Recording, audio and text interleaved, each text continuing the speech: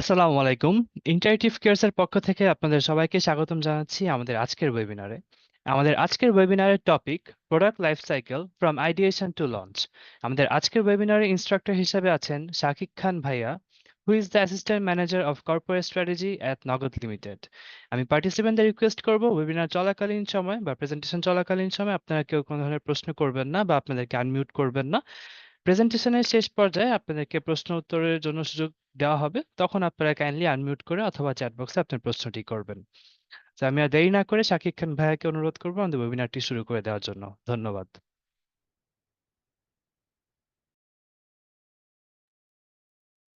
আসসালামু আলাইকুম। আমাকে কি শুনতে পাচ্ছেন সবাই? হ্যাঁ, জি ভাইয়া, শোনা যাচ্ছে। আচ্ছা, পারফেক্ট। আসসালামু আলাইকুম সবাইকে। আজকের ওয়েবিনার টপিকটা আমরা দেখতে পাচ্ছি যে product life cycle ideation to launch, which means আপনি একটা ডিজিটাল প্রোডাক্ট নিয়ে যখন চিন্তাধারা শুরু করবেন, সেটা আপনি চিন্তাধারা থেকে কিভাবে মার্কেটে লঞ্চ করে সেখান থেকে রেভিনিউ জেনারেট করবেন এবং আপনি এটা টাইম টু টাইম কিভাবে আপডেট বা আপগ্রেড করবেন সেটা নিয়ে আজকের ওয়েবিনারটা। তো এটার জন্য প্রোডাক্ট লাইফ সাইকেলটা বোঝা জরুরি, যে কারণে আমি শুরুতেই যেটা করব যে একটু সিম্পল গুগল সার্চ করলে বেসিকলি প্রোডাক্ট লাইফ সাইকেল নিয়ে কি আসে সেটা আমরা একটু দেখি। আর আমি একই সাথে হচ্ছে লেজার পয়েন্টারটা নিয়ে নিই। So what is product life cycle, যদি আমি গুগল করে দেখতে পাচ্ছি যে product life cycle is the time from when it's first develop to when it's no longer available for purchase, which means একটা প্রোডাক্ট মার্কেটে আসার শুরু থেকে শেষে যখন প্রোডাক্ট আর এভেলেবেল থাকবে না, পুরো টাইমটাই হচ্ছে এই প্রোডাক্ট লাইফ সাইকেলের মধ্যে পড়ে। এখন আপনি এখানে দেখতে পাচ্ছেন যে এই ব্লু মার্ক করা এরিয়াতে বলছে যে no longer available for purchase, মানে ধারণা করা হচ্ছে প্রোডাক্টটা তখনই লাইফ সাইকেলের ইনক্লুডেড না যখন আমি আর এই প্রোডাক্টটা বাজারে বা মার্কেটে কিনতে পারবো না। ভালো কথা। তো আমরা একটু স্টেজেস অফ প্রোডাক্ট লাইফ সাইকেলে দেখি গুগলে কি লেখা আছে। এখানে ৫টা অপশন এভেলেবল লেখা আছে: ডেভেলপমেন্ট, ইন্ট্রোডাকশন, গ্রোথ, ম্যাচিউরিটি এবং ডিক্লাইন। তার মানে ডেভেলপমেন্ট আমার প্ল্যানিং যখন শুরু হবে, যে আমি রিসার্চ করছি, ডেভেলপ করছি, টেস্ট করছি, সেখান থেকে মার্কেটে যখন নেই। সো মোটা দাগে যদি বলি, এই শাকিব ৫টা ভাইয়া, সরি টু ইন্টারাপ্ট স্টেজে ইউ। আপনার কোনো একটু কিছু। সাউন্ড ইস্যুস হচ্ছে মোস্ট প্রবাবলি আপনার। ভয়েসটা ক্লিয়ার শোনা যাচ্ছে না। আচ্ছা, আমি যেটা করি, একটু মিউট করে দেন, আবার আনমিউট করে ট্রাই করে হ্যাঁ দেখি। হ্যাঁ ভাইয়া, শিওর।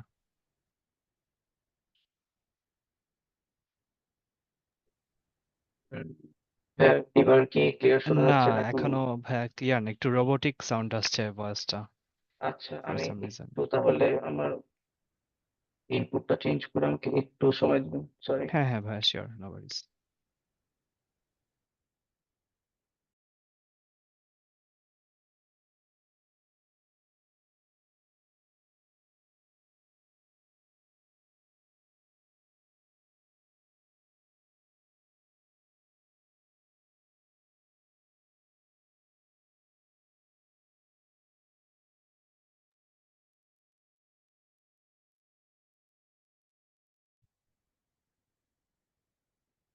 ভাইয়া এবার কি আমাকে ক্লিয়ার শোনা যাচ্ছে? হ্যাঁ জি ভাইয়া, এখন ক্লিয়ার, কোনো সমস্যা নেই। আচ্ছা, তাহলে আমি আবার স্ক্রিনটা শেয়ার করে দিই। হুম, শিওর।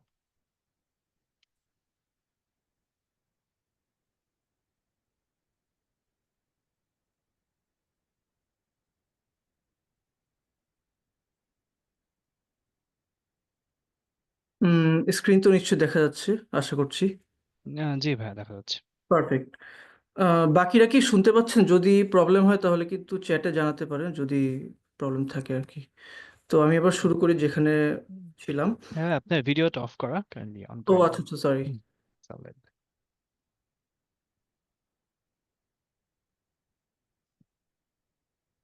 আচ্ছা, পারফেক্ট। তো যেটা বলছিলাম যে মোটা দাগে যদি আমি প্রোডাক্ট লাইফ সাইকেল নিয়ে ডিসকাস করি, এই ৫টা পার্টি থাকে, যে ডেভেলপমেন্ট, ইন্ট্রোডাকশন, গ্রোথ, ম্যাচিউরিটি এবং ডিক্লাইন। তো আপনারা গুগল সার্চে এখানে একটা ছোট্ট ছবি দেখতে পাচ্ছেন। এই ছবিটা যদি আমরা একটু আপডেট করে বড় করে দেখি তাহলে একটু আইডিয়া হয়তো পাবো আমরা। সো এখানে আমরা দেখছি যে প্রোডাক্ট লাইফ সাইকেলে ইন্ট্রোডাকশন, গ্রোথ, ম্যাচিউরিটি, ডিক্লাইনের একটা ব্যাপার দেখা যাচ্ছে, এবং এখানে হচ্ছে আপনার কিভাবে ম্যানেজ করব আমরা সেটা নিয়েই আর কি ছোট্ট করে আলাপ করে আমরা সামনে এগিয়ে যাব। ফার্স্টে বলা হচ্ছে যে understanding the business need, vision and strategy. So basically আপনি যখন ইন্ট্রোডাকশন স্টেজে প্রোডাক্টটা নিয়ে ডিসকাস করবেন, তখন আপনার বিজনেসের নিডটা বুঝতে হবে। আপনার কোম্পানি আপনি অ্যাজ আ প্রোডাক্ট ম্যানেজার আপনার থেকে কি এক্সপেক্ট করছে এবং আপনার আম বিজনেসের ভিশনটা কি বা নিডটা কি? তাহলে আপনি ওইভাবেই স্ট্র্যাটেজিটা সেট করতে পারবেন। এখানে বলে রাখা ভালো, যদিও অনেকে জানেন বাট বলে রাখা ভালো যে ভিশনটা কিন্তু হয় লং টার্মের জন্য অ্যান্ড ভিশনের উপর বেস করেই টাইম টু টাইম স্ট্র্যাটেজিটা সেট করা হয়। যেটা আমরা আজকের এই ওয়েবিনারের সামনেও দেখতে পারবো ইনশাআল্লাহ। সেকেন্ডলি বলা হচ্ছে making sure the product is build as per roll out accordingly. So basically as per বলতে বোঝানো হচ্ছে যে আপনার যে ভিশনটা ছিল ওইভাবেই প্রোডাক্টটা রেডি হয়ে গ্রোথ স্টেজে পা দিয়েছে, মানে মার্কেটে এটা লঞ্চ হয়েছে। অ্যান্ড থার্ডলি বলা হচ্ছে যে working together with teams to grow, GTM planning, go to market planning, finding revenue stream. So basically আপনি যদি গ্রোথ থেকে ম্যাচিউরিটি লেভেলে যেতে চান, আপনি কিন্তু একা অ্যাজ এ প্রোডাক্ট ম্যানেজার সেটা পারবেন না। অ্যান্ড এই ব্যাপারেও সামনে আরও ডিসকাস করা আছে যে আপনার জিটিএম প্ল্যানিং বা মার্কেটিং টিম ছাড়াও ডেভেলপমেন্ট টিম বা engineering team, communication team, in fact sales টিমের সাথে আপনার কাজ করতে হবে। অ্যান্ড ব্যাপারটা এরকম না যে এই কয়েকটা টিমের সাথে আপনার কাজ করলে আপনার পজিশনটা শেষ। অ্যান্ড আমি এটা অনেক সময় বলে থাকি যে প্রোডাক্ট ম্যানেজারের জন্য তার সবচেয়ে ইম্পর্টেন্ট কাজ হচ্ছে কোলাবোরেটিভলি সব টিমের সাথে কাজ করা। এখানে আপনি কোন ব্যাকগ্রাউন্ড থেকে এসেছেন, আপনি কি কোডিং ভালো পারেন নাকি আপনি ডেভেলপমেন্ট ভালো পারেন নাকি কোডিং ল্যাঙ্গুয়েজ জানা আছে কিনা, এর থেকেও সবচেয়ে ইম্পর্টেন্ট যেটা আমি সব প্রোডাক্ট ম্যানেজারদেরকেই বলে থাকি এবং আমিও ফলো করার চেষ্টা করি, সেটা হচ্ছে যে আপনার টিমের সাথে ইন্টারপার্সোনাল রিলেশনটা কেমন, আপনার ইন্টারনাল স্টেক হোল্ডার, এক্সটার্নাল স্টেক হোল্ডারদের সাথে আপনার রিলেশনটা কেমন এবং আপনি এভাবে এটা ম্যানেজ করছেন কিভাবে। এজন্যই বলা যে working together as a team, যাতে আপনি গ্রোথ থেকে ম্যাচুরিটিতে পা দিতে পারেন। And lastly finding new ways to upgrade the product with highest impact. So এই ব্যাপারে আমি এখন ডিটেলসে বলবো না, কারণ এই লাস্টের পয়েন্টটা নিয়ে সামনে আরও ডিটেলসে বলা আছে। অ্যান্ড আপনি দেখছেন যে ডিক্লাইন হবে নাকি না সেটা কিন্তু মেনলি এই ফোর্থ পয়েন্টটার উপরেই ডিপেন্ড করে থাকে। তো আমরা সামনে এগিয়ে যাই আর কি, তাহলে আরও ক্লিয়ার একটা ভিজিবিলিটি পাবো। So what is product life cycle সেটা আমরা জানি। মোটা দাগে যদিও এই ৪ টা বা ডেভেলপমেন্ট সহ ৫ টা থাকে, আমরা আরও যদি একটু গ্র্যানুলার লেভেলে যাই, দেখব যে নাম্বার 1 হচ্ছে identifying the problem. So basically আপনি যে মার্কেটে একটা প্রোডাক্ট ইন্ট্রোডিউস করবেন, আপনার অ্যাকচুয়ালি একটা প্রবলেম সলভ করতে হবে। আপনার মার্কেটটা জানতে হবে। নাম্বার 2 তে know your market and validate it. আপনার মার্কেটটা জানার পরে সেটা যাচাই করতে হবে যে এই পার্টিকুলার প্রোডাক্টটা কি এই মার্কেটে দরকার কিনা। এখানে কিছু এক্সাম্পল আছে। আমি যদি সেই এক্সাম্পলগুলোর দিকে যাই ২ টার পরেই। সো চাল-ডাল যেটা করেছিল, তারা একটা প্রবলেম আইডেন্টিফাই করতে পেরেছে যে তাদের একটা প্রবলেম যে মানুষজন ঢাকা শহরে অথবা বিজি শহরগুলাতে এত উম এত বিজি লাইফস্টাইল কাটানোর পরে বা অফিস করার পরে সন্ধ্যাবেলা এসে তারা বাজার করে এই ঝামেলাটার মধ্যে যেতে চায় না যে আমার এখন বাজার করতে হবে, এবার জাম ঠেলতে হবে। সো এই প্রবলেমটাই সলভ করার জন্য, যদিও এটা একটা খুবই নিশ মার্কেট ছিল শুরুতে, এই প্রবলেমটা সলভ করার জন্য তারা ডিজিটাল ওয়েতে বাজারটা বাসায় পৌঁছায় দেওয়ার ব্যবস্থা করছিল। সো তারা বুঝতে পেরেছে প্রবলেমটা কি, নাম্বার 1। অ্যান্ড তাদের মার্কেটটা ছিল উন্নত শহরে, আরবান এরিয়াতে। রুরাল এরিয়াতে কিন্তু এটা হবে না, কারণ সেখানে মানুষের এত ব্যস্ততা নেই অথবা এত ট্রাফিক নেই যে তাদের এই প্রবলেমটা থাকবে। সো গিয়ে যে define your product and product vision, যেটা বললাম যে আমার প্রোডাক্টটা কি সেটা বুঝতে হবে, কোম্পানির ভিশনের সাথে মিল রেখে ওইভাবেই স্ট্র্যাটেজিটা সেট করতে হবে। Most important part, creating the MVP, মানে হচ্ছে মোস্ট ভায়াবল প্রোডাক্ট আপনার যেটা, সেটা লঞ্চ করতে হবে। এই ব্যাপারে আরও ডিসকাস করব না, কারণ এটা সামনে আরও ডিটেলসে আলাপ করা আছে। Design then develop. So basically আপনি যখন এমভিপিটা লঞ্চ করতে যাবেন, আপনার বুঝতে হবে যে আপনি যেহেতু শর্টেস্ট টাইমে ম্যাক্সিমাম কাস্টমারের সাথে এনগেজ করতে চাচ্ছেন, আপনার ডিজাইনটা যাতে পারফেক্ট হয়, ডিজাইনটা যাতে ইউএক্সটা যাতে ইউজার এক্সপেরিয়েন্সটা যাতে টপ নচ হয়। অ্যান্ড সেভাবেই আপনার প্রায়োরিটাইজ করে ডেভেলপ করতে হবে, সেভাবেই লঞ্চ করতে হবে। GTM planning, product and strategy, যেটা বললাম যে স্ট্র্যাটেজি অ্যান্ড ভিশন কিন্তু কোরিলেটেড, একটার সাথে একটা রিলেটেড। অ্যান্ড এভাবেই আপনি রিলেশনটা রেখে মার্কেটিং প্ল্যানটা করবেন, মার্কেটে লঞ্চ করবেন প্রোডাক্টটা। অ্যান্ড এই লঞ্চ পর্যন্ত কিন্তু নাম্বার 6 পর্যন্ত পুরোটাই হচ্ছে আপনার ইন্ট্রোডাকশন ফেজের। এরপরে আপনার আস্তে, আস্তে প্রত্যেকটা ফেজ একটা করে থাকছে। And lastly post launch improvement, সেটা আপনার ম্যাচিউর লেভেলে। ম্যাচুরিটিতে পৌঁছানোর পর আপনি নতুন ফিচার লঞ্চ করবেন নাকি, নতুন কোনো প্রোডাক্টের মধ্যে সাব প্রোডাক্ট লঞ্চ করবেন নাকি, এগুলো আপনার নাম্বার 8 পোস্ট লঞ্চ ইমপ্রুভমেন্টের মধ্যে পড়বে। Customer feedback and innovation or declination, এই ৩টা আবার কোরিলেটেড, যেটা আপনার ম্যাচুরিটি থেকে ডিক্লাইন হবে নাকি ইমপ্রুভমেন্ট হবে, সেখানে এটা একটা প্রভাব ফেলে। আমি যদি বিকাশ বা মাইজিপির একটা এক্সাম্পল দিয়ে থাকি ইনোভেশনের, আ মাইজিপির ক্ষেত্রে দেখবেন তাদের প্রোডাক্টটা হচ্ছে টেলিকম সার্ভিসের যেসব প্রোডাক্ট, অর্থাৎ হচ্ছে ইন্টারনেট প্যাকেজ অথবা ভয়েস প্যাকেজ, বান্ডেল প্যাকেজ এগুলো। সো তারা মাইজিপিতে নতুন ইনোভেশনের জন্য দেখবেন আপনি খেলা দেখার ব্যবস্থা করছে। মাঝে, মাঝে আইপিএল দেখা যায়, ফুটবল প্রিমিয়ার লিগ দেখা যায়। অ্যান্ড এটাকে আরো এক স্টেপ উপরে নিয়ে যাওয়ার জন্য তারা এখন দেখবেন যে বিভিন্ন মুভিও লঞ্চ করে থাকে, যেটা আপনি ২ থেকে ৩ ক্লিকের মধ্যেই দেখতে পাচ্ছেন। অ্যান্ড এইটা তাদের প্রোডাক্টের ফিচারের মধ্যে আছে। এক্সিস্টিং যে ইন্টারনেট প্যাক কিছু আছে, ওগুলির সাথেই দেখবেন যে কিছু মুভি দেখার ফ্রি অ্যাক্সেস দিয়ে থাকে। সো তারা কিন্তু তাদের এই প্রোডাক্টটার মধ্যে ইনোভেশন আনছে, যাতে এই যে ম্যাচুরিটি থেকে তারা ডিক্লাইনে চলে না যায়। ইনোভেশনের মাধ্যমে তারা আরো গ্রোথটাকে বা ম্যাচুরিটিটাকে আরো অন্য লেভেলে নিয়ে যেতে পারে। সো আমরা এগিয়ে যাই যে identifying the problem. So identifying the প্রবলেমে আপনার ফার্স্ট যেই জিনিসটা নিয়ে চিন্তা করতে হবে যে আপনি কোন প্রবলেমটা অ্যাকচুয়ালি সলভ করতে চান। আপনি যে প্রবলেমটা সলভ করতে চান, আপনি সেটা কিভাবে সলভ করবেন? আর এই অ্যাকচুয়াল যে প্রবলেমটা সলভ করছেন, যেটা চাল ডালের এক্সাম্পলটা দিলাম, সলভ করার সময় আপনি এই আইডিয়েশনটা কিভাবে করবেন? আপনি নতুন যে একটা চিন্তাধারা আনবেন, সেটা কিভাবে আনবেন? আমি একটা লোকাল এক্সাম্পল, একটা গ্লোবাল এক্সাম্পল দিই, তাইলে আই গেস সবার বুঝতে ইজিয়ার হবে। সো পাঠাওর ক্ষেত্রে আমরা দেখি যে পাঠাও যখন লঞ্চ হয়েছিল, তখন তারা সেম চাল ডালের সাথে কিছুটা ক্লোজলি কানেক্টেড, যে বিজি শহরে কিভাবে মানুষকে তাদের কনভিনিয়েন্টটা এনশিওর করা যায়। যেমন তারা দেখতে পেরেছে যে মার্কেটে একটা নিড আছে যে প্লেস A থেকে প্লেস B তে মানুষজন খুবই দ্রুততার সাথে পৌঁছাতে চায়। তাদের টার্গেট মার্কেট যদি দেখে থাকেন যে চাকুরিজীবীরা হয়ে থাকে, কিছু, কিছু ক্ষেত্রে ইউনিভার্সিটি স্টুডেন্টরা হয়ে থাকে। যাদের টাইমের একটা ক্রাঞ্চ থেকে থাকে অ্যান্ড অল্প সময়ে তারা যাতায়াত করতে চায়। সো তারা এই প্রবলেমটা সলভ করার জন্যই শুরুতে পাঠাও বাইক এনেছে। আস্তে, আস্তে পাঠাও কার, পাঠাও পার্সেল এবং পাঠাও ফুড এনেছে। সেম, যাতে ম্যাচুরিটি থেকে ডিক্লাইনে না চলে যায়, ইনোভেশন আনছিল একটার পর একটা। Airbnb র যদি এক্সাম্পল দিয়ে থাকি, Airbnb জেনে থাকবেন আপনারা। উম Airbnb হচ্ছে শুরুতে লঞ্চ করে যে ২ বন্ধু তারা একটা কনফারেন্সে যাবে, বাট তাদের যেই এরিয়াতে কনফারেন্সটা, সেখানে তারা হচ্ছে আম রুম রেন্ট পাচ্ছে না বা হোটেল রেন্টে পাচ্ছে না। সো তারা যেটা রিয়ালাইজ করে, এরকম অনেকেই এই প্রবলেমটা ফেস করতে পারে। শুরুতে তারা তাদের নিজেদের অ্যাপার্টমেন্টে একটা রুম রেন্ট দিয়ে এটা শুরু করে। অ্যান্ড এখন তারা শুরু করে আ ব্যা অন্য একটা নামে, এখন এটা Airbnb নামে চলছে মার্কেটে। সো আপনি দেখে থাকবেন যে তারা প্রপারলি ব্রেইনস্টর্মিং করেছে, মার্কেট রিসার্চ করেছে এবং কম্পিটিশন অ্যানালাইসিস করেছে। Airbnb রিয়ালাইজ করেছে মার্কেটে কোনো কম্পিটিশন নেই। পাঠাও রিয়ালাইজ করেছে বাংলাদেশের মার্কেটে তাদের তখন কোনো কম্পিটিশন ছিল না। So market research and competition analysis এখানে খুব ইমপ্যাক্ট ফেলে। অ্যান্ড লাস্টলি এখানে দেখে থাকবেন যে একটা Google গ্লাসের পিকচার আছে। সো Google গ্লাসের যে প্রবলেমটা, তারা আইডিয়েশন অ্যান্ড ব্রেইনস্টর্ম করেছিল। বাট তাদের প্রপার মার্কেটের নিডটা ছিল না এই ফিচারটার জন্য। কারণ Google গ্লাসের যে ফিচারগুলি, যে আপনি চশমার মধ্যে আপনার ধরেন হেলথ মনিটর করতে পারছেন, টাইম দেখতে পারছেন।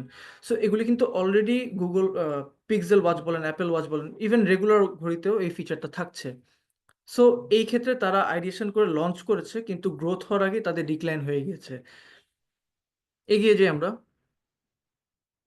আপনার হচ্ছে মার্কেটটা জানতে হবে। Know your market and validate it. So এখানে আমি এই ডিটেইলসে আসার আগে আমি একটু নগদ আর বিকাশের একটা এক্সাম্পল দিই, যে know your market and validate it. So bKash যখন মার্কেটে ছিল, তখন কিন্তু আ আরো ১৫ টার মতো কোম্পানি ছিল মার্কেটে। যেমন শিওর ক্যাশ ছিল, উপায়ের আগে ইউপে ছিল, আ ওয়ান ট্যাপ ছিল। এরকম অনেকগুলি আপনার এমএফএস কোম্পানি বা ডিজিটাল ফাইন্যান্সিয়াল কোম্পানি ছিল। বাট দ্য রিজন বিকাশের সাথে নগদ এখনো মার্কেটে টিকে আছে, অন্যান্য কম্পিটিশন যারা এখনো ওই লেভেলে টিকে নেই, সেটার কারণ হচ্ছে প্রাইমারি রিসার্চ বা সেকেন্ডারি রিসার্চ অ্যান্ড সেটাকে প্রপারলি ইউটিলাইজ করা। কিভাবে? নগদ থেকে মার্কেট রিসার্চ করে দেখা যায়, একদম শুরুতে আইডিয়েশন এর পরে যখন তারা মার্কেটটা বুঝার চেষ্টা করছে, মার্কেট রিসার্চ করে দেখা যায় যে ২ টা গ্যাপ আছে এখানে। প্রাইমারিলি ২ টা গ্যাপ আছে। একটা হচ্ছে easily account opening process, and number 2 হচ্ছে যে ক্যাশ আউট চার্জটা। এই ২ টা প্রাইমারি সলিউশন যদি নগদ বের করতে পারে, তাহলেই তারা মার্কেটে টিকে থাকতে পারবে। অ্যান্ড এখনো কিন্তু দেখে থাকবেন যে নগদের ক্যাশ আউট চার্জ এবং ইজিলি অনবোর্ডের প্রসেসের কারণেই তারা কিন্তু এরকম একটা কম্পিটিটিভ মার্কেটে বিকাশের মতো একটা বিকাশ যেখানে টপ প্লেয়ার সেই মার্কেটে এসে তারা এখনো এক্সিস্ট করছে। সো আমরা একটু যদি রিসার্চের ব্যাপারে পড়ি, এখানে কি বলা যে understand your market and competitors through your research. So research এখানে দুই রকমের, primary research and secondary research.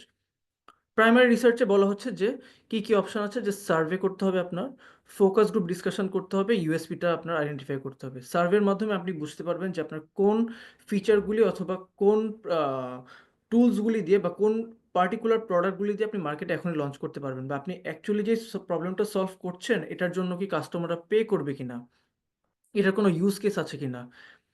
নগদ যদি মার্কেটে এক্সিস্টিং প্রোডাক্ট নিয়ে আসতো তাহলে কিন্তু তার টিকে থাকাটা একটু কঠিন হয়ে যেত, যেটা অ্যাট দ্যাট পয়েন্ট অন্যান্য এমএফএস এর একটু কষ্ট হয়ে যাচ্ছিল টিকে থাকতে। সো এখানে ইউএসপিটা নগদের জন্য খুবই ইম্পর্টেন্ট ছিল, যেটা হচ্ছে ক্যাশ আউট চার্জ এবং ইজিলি অনবোর্ড প্রসেস। আমরা যদি সেকেন্ডারি রিসার্চে চলে যাই, ইউএক্স রিসার্চ করতে হবে, কম্পিটিশন অ্যানালাইসিস করতে হবে এবং মার্কেট ট্রেন্ডটা বুঝতে হবে। সো দেখা যাচ্ছিল নগদ যখন মার্কেটে এসেছে তখনও কিন্তু একটা সামান্য ট্রাস্টের ব্যাপার ছিল, যে আমি আমার টাকা পয়সা একটা অনলাইন প্ল্যাটফর্মে কি টাকা রাখবো নাকি না, এরকম একটা ট্রেন্ডের ব্যাপার ছিল। সো এই ট্রেন্ডটাও ভাঙ্গার একটা ব্যাপার ছিল। আবার ইউএক্স রিসার্চ করে দেখা গিয়েছে বিকাশের কিন্তু তখনও অ্যাপ ছিল না, পরে অ্যাপ এসেছে। So at the same time যখন নগদ এবং বিকাশ অ্যাপ নিয়ে আসে সেক্ষেত্রে কিন্তু কাজ করতে এবং নগদের কাজ করতে এবং মার্কেটে এন্টার করতে খুবই ইজিয়ার হয়ে গিয়েছিল। অ্যান্ড কম্পিটিশন রিসার্চ করে তারা এটাই দেখেছে যে এই ফিচারটাই প্রায়োরিটাইজ করা উচিত, যে আমি অ্যাপ আনবো, আমি কিছু ইউএসপি সেট করব। সো এভাবেই নগদ হচ্ছে তার মার্কেটটা জেনেছে এবং ভ্যালিডেট করে মার্কেটে এন্টার করতে পেরেছে। আমরা সামনের দিকে এগিয়ে যাই। So defining your product and product vision. So আপনি যে মার্কেটে একটা প্রোডাক্ট লঞ্চ করলেন বা লঞ্চ করার প্ল্যান করছেন, আপনার বুঝতে হবে যে এই প্রোডাক্টটা সাকসেসফুল হবে কিনা, অথবা আপনি যদি লঞ্চ না করে থাকেন সেক্ষেত্রে এটা লঞ্চ করলে সাকসেসফুল হবে কিনা। এখানে দুই রকম ব্যাপার হতে পারে। একটা হচ্ছে আপনি তো লঞ্চ করে ফেলেছেন, তখন আপনার হচ্ছে ফিচার আপগ্রেড করতে হবে। সো নতুন একটা পার্টিকুলার ফিচার আনলে সেটা কতটুকু ইম্প্যাক্ট ফেলবে, মার্কেটে কি অ্যাকচুয়ালি এটার প্রয়োজন আছে নাকি না। এই জন্যই নাম্বার 3 যে ফিচার প্রায়োরিটাইজেশন, অ্যান্ড নাম্বার 2তে product vision and company's goal should align. যেটা শুরুতেই বলা হয়েছিল যে প্রোডাক্টের ভিশন অ্যান্ড কোম্পানির গোল কিন্তু ইন্টারকানেক্টেড, অ্যান্ড ভিশনের উপর বেস করে আপনার হচ্ছে কোম্পানির স্ট্র্যাটেজিটা সেট করা হয়ে থাকে। সো আমরা একটু প্রোডাক্টের ভিশনের একটা রোড ম্যাপ দেখি এখানে কিরকম হয়। So product vision has to be long term. তার মানে you can work on product feature as per your need, যেটা বলা হচ্ছে ফিচার প্রায়োরিটাইজ করতে পারবেন, but the vision is fixed. তো আপনার পারপাসটা সেট করতে হবে, যে আপনার পারপাস আপনার প্রোডাক্টটা মার্কেটে আনার পরে আপনার কি অ্যাকচুয়ালি কোনো প্রবলেম সলভ করবেন নাকি না, and does the product does it align with product mission. তার মানে আপনি তো প্রোডাক্টের ভিশন ধরেন 5 থেকে 10 বছরের জন্য সেট করা। আপনি প্রাইমারিলি একটা মিশন সেট করলেন যে আমার আমি নগদের এক্সাম্পলটা আবার দিই, যে আমি মার্কেটে এন্টার করার পরে আমার 1 বছরের মধ্যে 1 লাখ কাস্টমার অনবোর্ড হতে হবে। সো আমি যে প্রোডাক্টটা আনবো, এই প্রোডাক্টটা দিয়ে কি আমি 1 লাখ কাস্টমার 1 বছরে আনতে পারবো নাকি না। সো এর জন্য তার রিসার্চ করে অ্যান্ড ভিশনটা ওইভাবেই সেট করতে হবে যে আমি কোন ফিচারগুলি প্রায়োরিটাইজ করলেই আমি 1 মাসে 1 বছরের মধ্যে 1 লাখ কাস্টমার পেতে পারবো। ইমপ্রেশনটা কি, যে what experience do we want to do we want users to have. তার মানে আমি যে মার্কেটে আসলাম এরপরে আমার ইউজাররা বা আমার কাস্টমাররা, আমার কনজিউমাররা কি ইম্প্যাক্ট পড়লো তাদের জীবনে, বা তাদের লাইফ সাইকেলে কি কোনো চেঞ্জ আসলো নাকি না। যেমন পাঠাও আসার পরে একটা ইমপ্রেশন আসছে যে বাইকের মাধ্যমে আপনি চলাচল করতে পারছেন। এতদিন বাস ছিল, রিক্সা ছিল, সিএনজি ছিল, এখন একজনের জন্য খুবই কনভিনিয়েন্ট চিপ হয়ে যাচ্ছে যে বাইকের মাধ্যমে সে চলাচল করতে পারছে। অ্যান্ড লাস্টলি আপনার অডিয়েন্স কারা।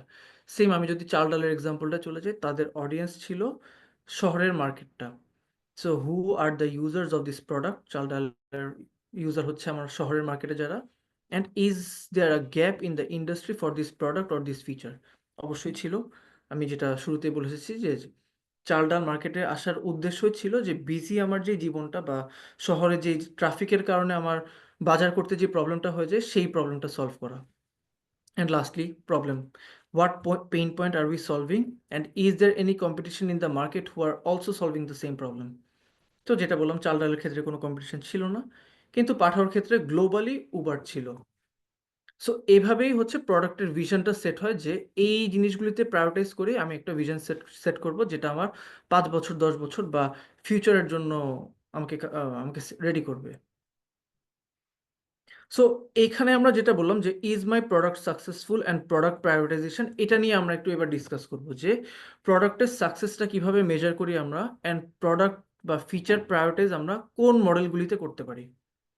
সো প্রোডাক্টের সাকসেস মেজার করার জন্য আমার যদি মার্কেটে অলরেডি একটা প্রোডাক্ট থেকে থাকে সেটার সাকসেসফুল নাকি না মেজার করার জন্য আমার অবজেক্টিভ সেট করতে হয়। এটাকে ওকেআর মডেল বলে থাকি। O for objective, K R for key results. So OKR একটা ওয়াইডলি অ্যাকসেপ্টেড ফর্মুলা যেটা দিয়ে হচ্ছে কোনো পার্টিকুলার প্রোডাক্ট বা কোনো পার্টিকুলার ফিচারের আমি হচ্ছে সাকসেসটা জাজ করি। সো অনেকেই বলতে পারে যে কেপিআই, কি পারফরম্যান্স ইন্ডিকেটর দিয়ে তো আমি জাজ করতে পারি। বাট কেপিআই আর ওকেআর কিভাবে ডিফারেন্ট এটাও আমরা সংক্ষিপ্তভাবে বুঝে নিব। আগে ওকেআরটা আমরা বুঝে নিই।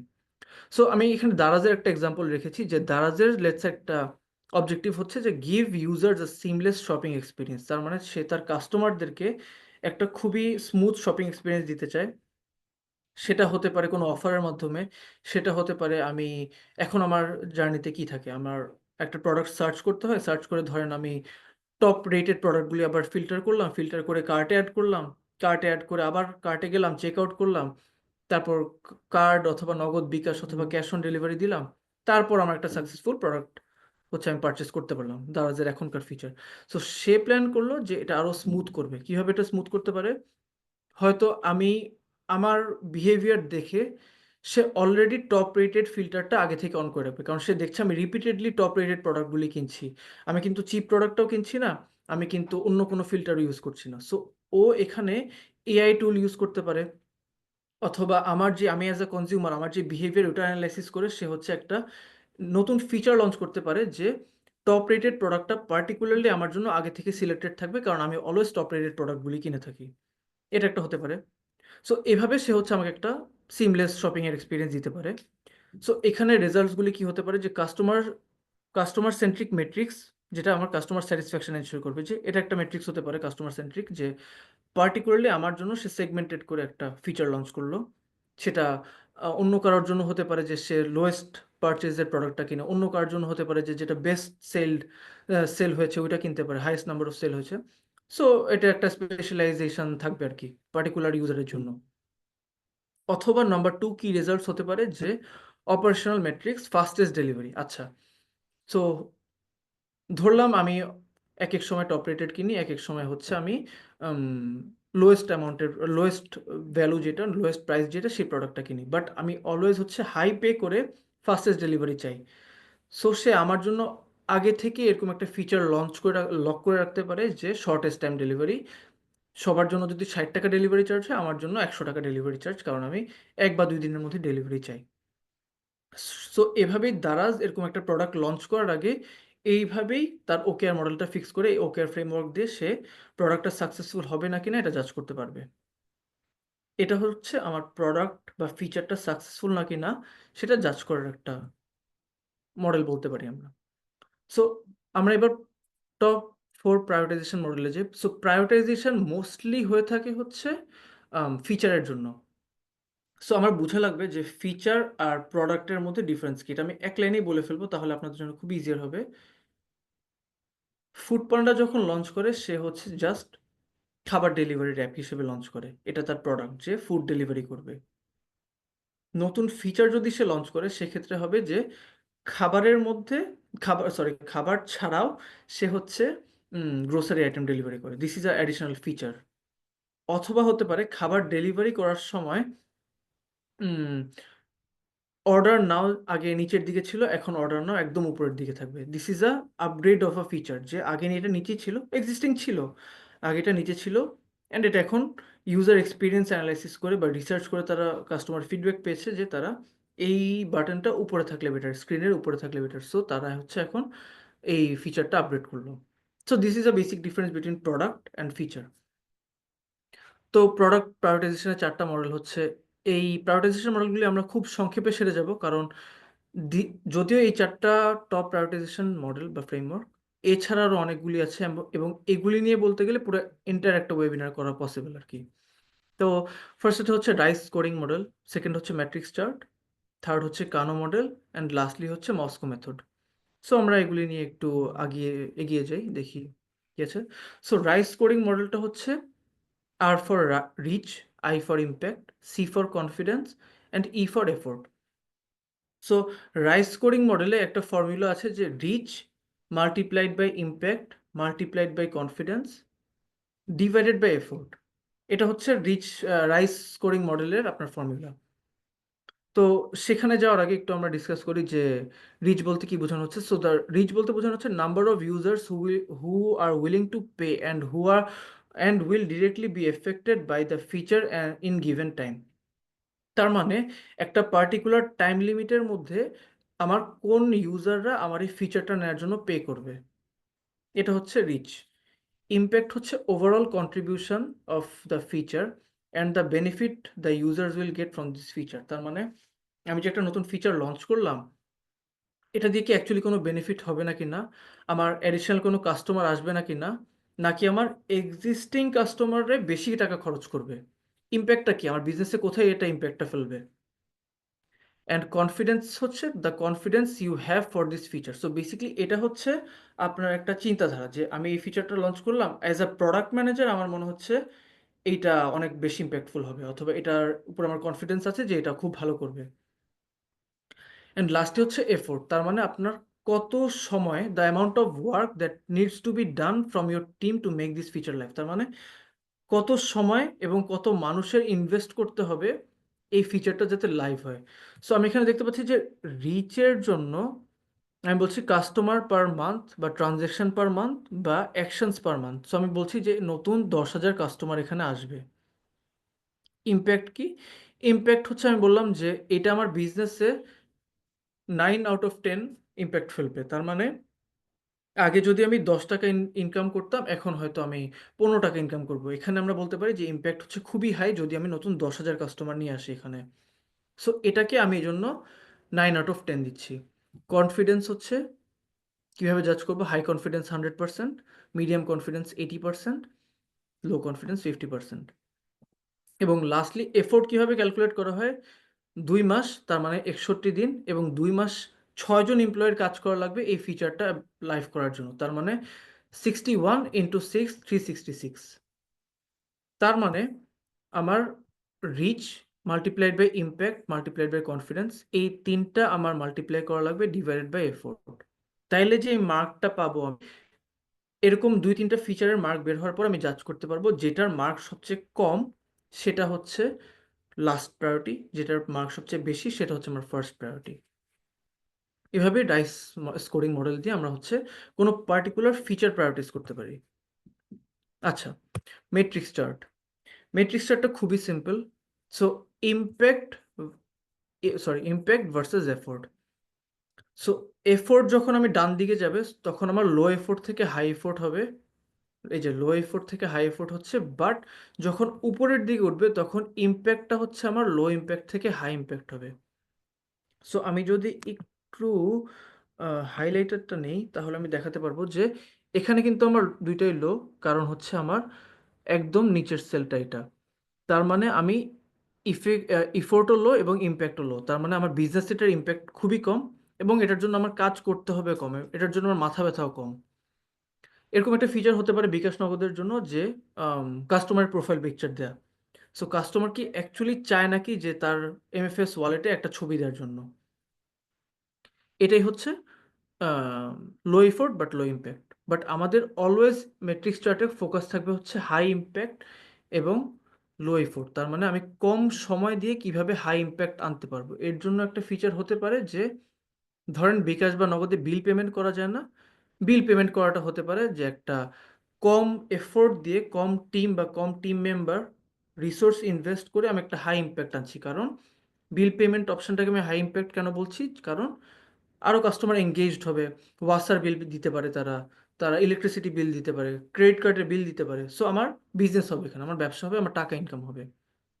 অ্যান্ড আমরা অলওয়েজ ইগনোর করব হাই এফোর্ট হাই ইম্প্যাক্ট অথবা হাই এফোর্ট লো ইম্প্যাক্ট, কারণ আমার অনেক এফোর্ট দিয়ে ইম্প্যাক্ট আনতে হচ্ছে।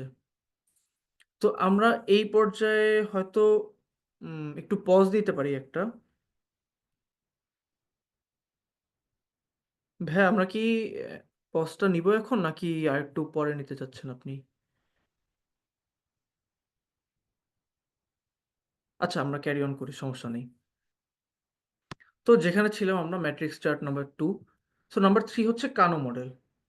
তো কানো মডেল আমাকে বলে থাকে যে তোমার কোনো বিজনেসের ক্ষেত্রে বা কোনো বিজনেসে ফিচার অ্যাড করার ক্ষেত্রে কিছু মাস্ট হ্যাভ থাকবে, কিছু পারফরম্যান্স মেজারমেন্ট থাকবে, কিছু ডিলাইটার্স থাকবে, কিছু ইনডিফারেন্ট ফিচার এবং কিছু রিভার্স ফিচার থাকবে। সো আমরা লেখাগুলোতে আসার আগে একটু গ্রাফটা দেখে নিই, তাহলে আমাদের জন্য বুঝতে ইজিয়ার হবে।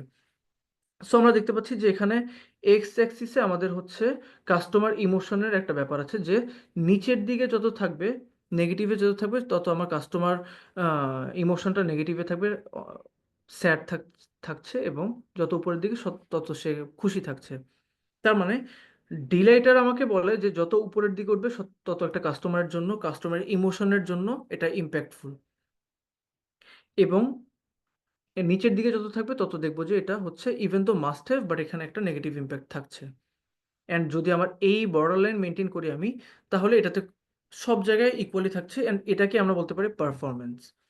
তার মানে need not meet, need to meet fully, এর মাঝে থাকাটা হচ্ছে পারফরম্যান্স।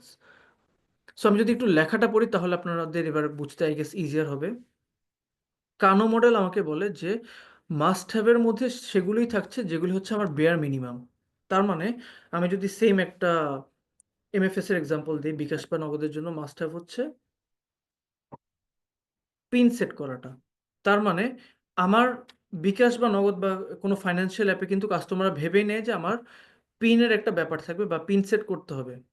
অ্যান্ড এইটা থাকা বা না থাকার কারণে থাকলে কিন্তু অ্যাডিশনাল কোনো ফিচার বা অ্যাডিশনাল কোনো খুশি কাস্টমারদের মধ্যে থাকে না। বাট এটা যদি না থাকে সেক্ষেত্রে কাস্টমাররা একটু দুবার চিন্তা করবে আপনার ফাইন্যান্সিয়াল অ্যাপটা ইউজ করার আগে, কারণ একটা সিকিউরিটির ব্যাপার থাকে এখানে। So this is a must have for a financial app, but যেটার কারণে কোনো ওয়াও ইম্প্যাক্ট হচ্ছে না, but this has to be there. So performance কি বলে যে this feature directly impact with customer satisfaction, the better they are implemented the higher the satisfaction. তার মানে যেহেতু এটা এই যে একটা মাঝের লাইন মেনটেন করে চলছে, তার মানে এটা আমার কাস্টমারদের মনের মধ্যে খুব ভালো একটা ইম্প্যাক্টের জায়গা। অ্যান্ড এটা যদি একটু নড়ে চড়ে বসে কাস্টমারদের স্যাটিসফ্যাকশনে একটা কোয়েশ্চেন আসে। ডিলাইটার, ডিলাইটার হচ্ছে বেসিক্যালি ফিচার যেগুলি কাস্টমাররা এক্সপেক্ট করে না যে থাকবে, বাট আপনার থাকলে কাস্টমাররা একটা ওয়াও ইম্প্যাক্ট ফেলে। এটার মাইজিপির ক্ষেত্রে একটা এক্সাম্পল দিতে পারি এখানে। মাইজিপির ক্ষেত্রে এক্সাম্পল, কিছু প্যাক থাকে মাইজিপিতে বা গ্রামীণ ফোনে বা অন্যান্য অপারেটরদের, রবি, এয়ারটেল, বাংলালিংকেও কিছু প্যাক থাকে যে এই প্যাকগুলি কিনলে আপনি কোনো মুভির সাবস্ক্রিপশন পাবেন, চরকি হইচইর সাবস্ক্রিপশন পাবেন। তার মানে আপনি কিন্তু এই ইন্টারনেট প্যাকটা কিনে আপনি 100 জিবি, 50 জিবি, 60 জিবি ইউজ করতে পারছেনই। অন টপ অফ দ্যাট আপনার অ্যাডিশনালি চরকির জন্য কিন্তু কোনো সাবস্ক্রিপশন পে করতে হচ্ছে না। তো কাস্টমার এখানে একটা ওয়াও রিঅ্যাকশন দিয়ে থাকে। But their absence doesn't cause any dissatisfaction. কাস্টমাররা তো এটা ভাবেই নেই যে পাবে। সো না থাকলেও এখানে কোনো কাস্টমারদের কোনো চিন্তা থাকে না। ইনডিফারেন্ট ফিচার হচ্ছে যেগুলো do not significantly effect customer satisfaction, এগুলি থাকলে বা না থাকলে কাস্টমারদের কিছু তেমন একটা যায় আসে না। আর রিভার্স ফিচার হচ্ছে these are the features that can annoy some users if they are over emphasized or implemented poorly.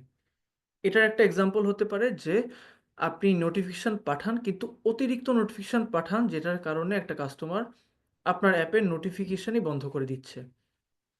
So notification পাঠানো ইভেন দো একটা কাস্টমারকে অ্যাওয়্যার করছে যে হ্যাঁ আমার আজকে এই অফারটা আছে, অথবা তুমি এখানে এটা পাবা। শেয়ার ট্রিপের জন্য হতে পারে যে আজকে তুমি যদি টিকিট কেটে থাকো তাহলে 50 টাকা ডিসকাউন্ট পাবা, বা 5,000 টাকা ডিসকাউন্ট পাবা। টিকিটের ক্ষেত্রে 5,000 টাকা is a fair amount, discount পাবা। এটা যদি এক্সেস দেওয়া হয় সেক্ষেত্রে কিন্তু কাস্টমার একটু অ্যানয়েড হবে। সো কানো মডেল দিয়ে আমরা বেসিক্যালি এই 5টা ক্রাইটেরিয়া থেকে জাজ করতে পারি যে আমার এই পার্টিকুলার প্রোডাক্টটা কোন সেগমেন্টে যাচ্ছে, আমারটা কি মাস্ট হ্যাভ, পারফরমেন্সে থাকছে নাকি রিলেটেডে থাকছে। আমরা এগিয়ে যাই সামনে। মস্কো মেথডটা খুবই simple, somewhat relevant with Kano model. Moscow মেথডে আমাকে বলে যে কোনটা মাস্ট হ্যাভ, কোনটা শুড হ্যাভ, কোনটা কুড হ্যাভ, কোনটা won't have. So basically MSCW এটা দিয়ে মস্কো মেথডটা জাজ করা হয়ে থাকে। মাস্ট হ্যাভের ক্ষেত্রে সেম আমার কানো মডেলের মতো এই ফিচারগুলি ম্যান্ডেটরি, যে এখানে বলা যে পিন ফর MFS অ্যাপ, এটা আমার জন্য মাস্ট হ্যাভ। শুড হ্যাভ হচ্ছে যেই ফিচারটা থাকলে একটা ভালো ইম্প্যাক্ট পড়তে পারে। These are the may have feature that may improve customer satisfaction. যেমন এখানে এক্সাম্পল হিসেবে বলা হচ্ছে যে segmented customer discount in MFS app, তার মানে আপনি যেহেতু বেশি ব্যবহার করেছেন আপনার জন্য একটা এক্সট্রা ডিসকাউন্ট, সবার জন্য 100 টাকা ডিসকাউন্ট হয়ে থাকলে আপনার জন্য 200 টাকা ডিসকাউন্ট, কারণ আপনি হয়তো লয়াল কাস্টমার।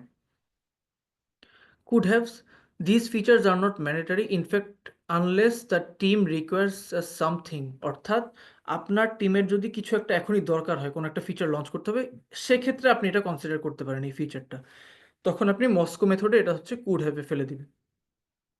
অ্যান্ড লাস্টলি হচ্ছে ওন্ট হ্যাভ। ওন্ট হ্যাভ ফিচারটা কি? Augmented reality in MFS app. তার মানে MFS অ্যাপে কিন্তু আমার এটা দরকারই নেই যে আমি দেখছি আমার ট্রানজ্যাকশনটা হয়ে যাচ্ছে, বা আমি VR পরে দেখছি আমার টাকাটা মোবাইল থেকে বের হয়ে যাচ্ছে। These are the features that are not necessary at all. So Moscow মেথডে আপনি এই 4টা ফিচারে ফেলে আপনি ডিসাইড করতে পারেন যে কোন ফিচারে কোন স্টেজে আপনার ফিচারটা আছে এবং এটা কীরকম প্রয়োজন। আমরা আবার প্রোডাক্ট লাইফ সাইকেলে ফেরত যাই। So this is the stage most viable product, minimal viable product, MVP বলে থাকি এটা আমরা প্রোডাক্টের ভাষায়। So as a product manager MVP হচ্ছে আপনার জন্য একটা খুবই ক্রুশাল পার্ট যদি আপনার প্রোডাক্টটা নতুন করে লঞ্চ হয়ে থাকে। মিনিমাম ভায়াবল প্রোডাক্ট, প্রত্যেকটা ওয়ার্ডই এখানে সেলফ এক্সপ্লেনেটরি। কীরকম? মিনিমাম দিয়ে আমরা বুঝিয়ে থাকি যে with minimum effort and with minimum investment আমি হচ্ছে আমার প্রোডাক্টটা লঞ্চ করব। তার মানে মিনিমাম এফোর্টটা আমার রিসোর্সের ক্ষেত্রে হতে পারে, মিনিমাম এফোর্টটা আমার এক্সপেকটেশনের ক্ষেত্রে হতে পারে, অ্যান্ড উইথ মিনিমাম ইনভেস্টমেন্ট, মানে আমি যখন একটা প্রোডাক্ট লঞ্চ করব আমি এত কিছু মাথায় রাখবো না, আমি মিনিমাম এফোর্ট দিয়ে অল্প টাকার উপরেই একটা প্রোডাক্ট লঞ্চ করব। This is minimum.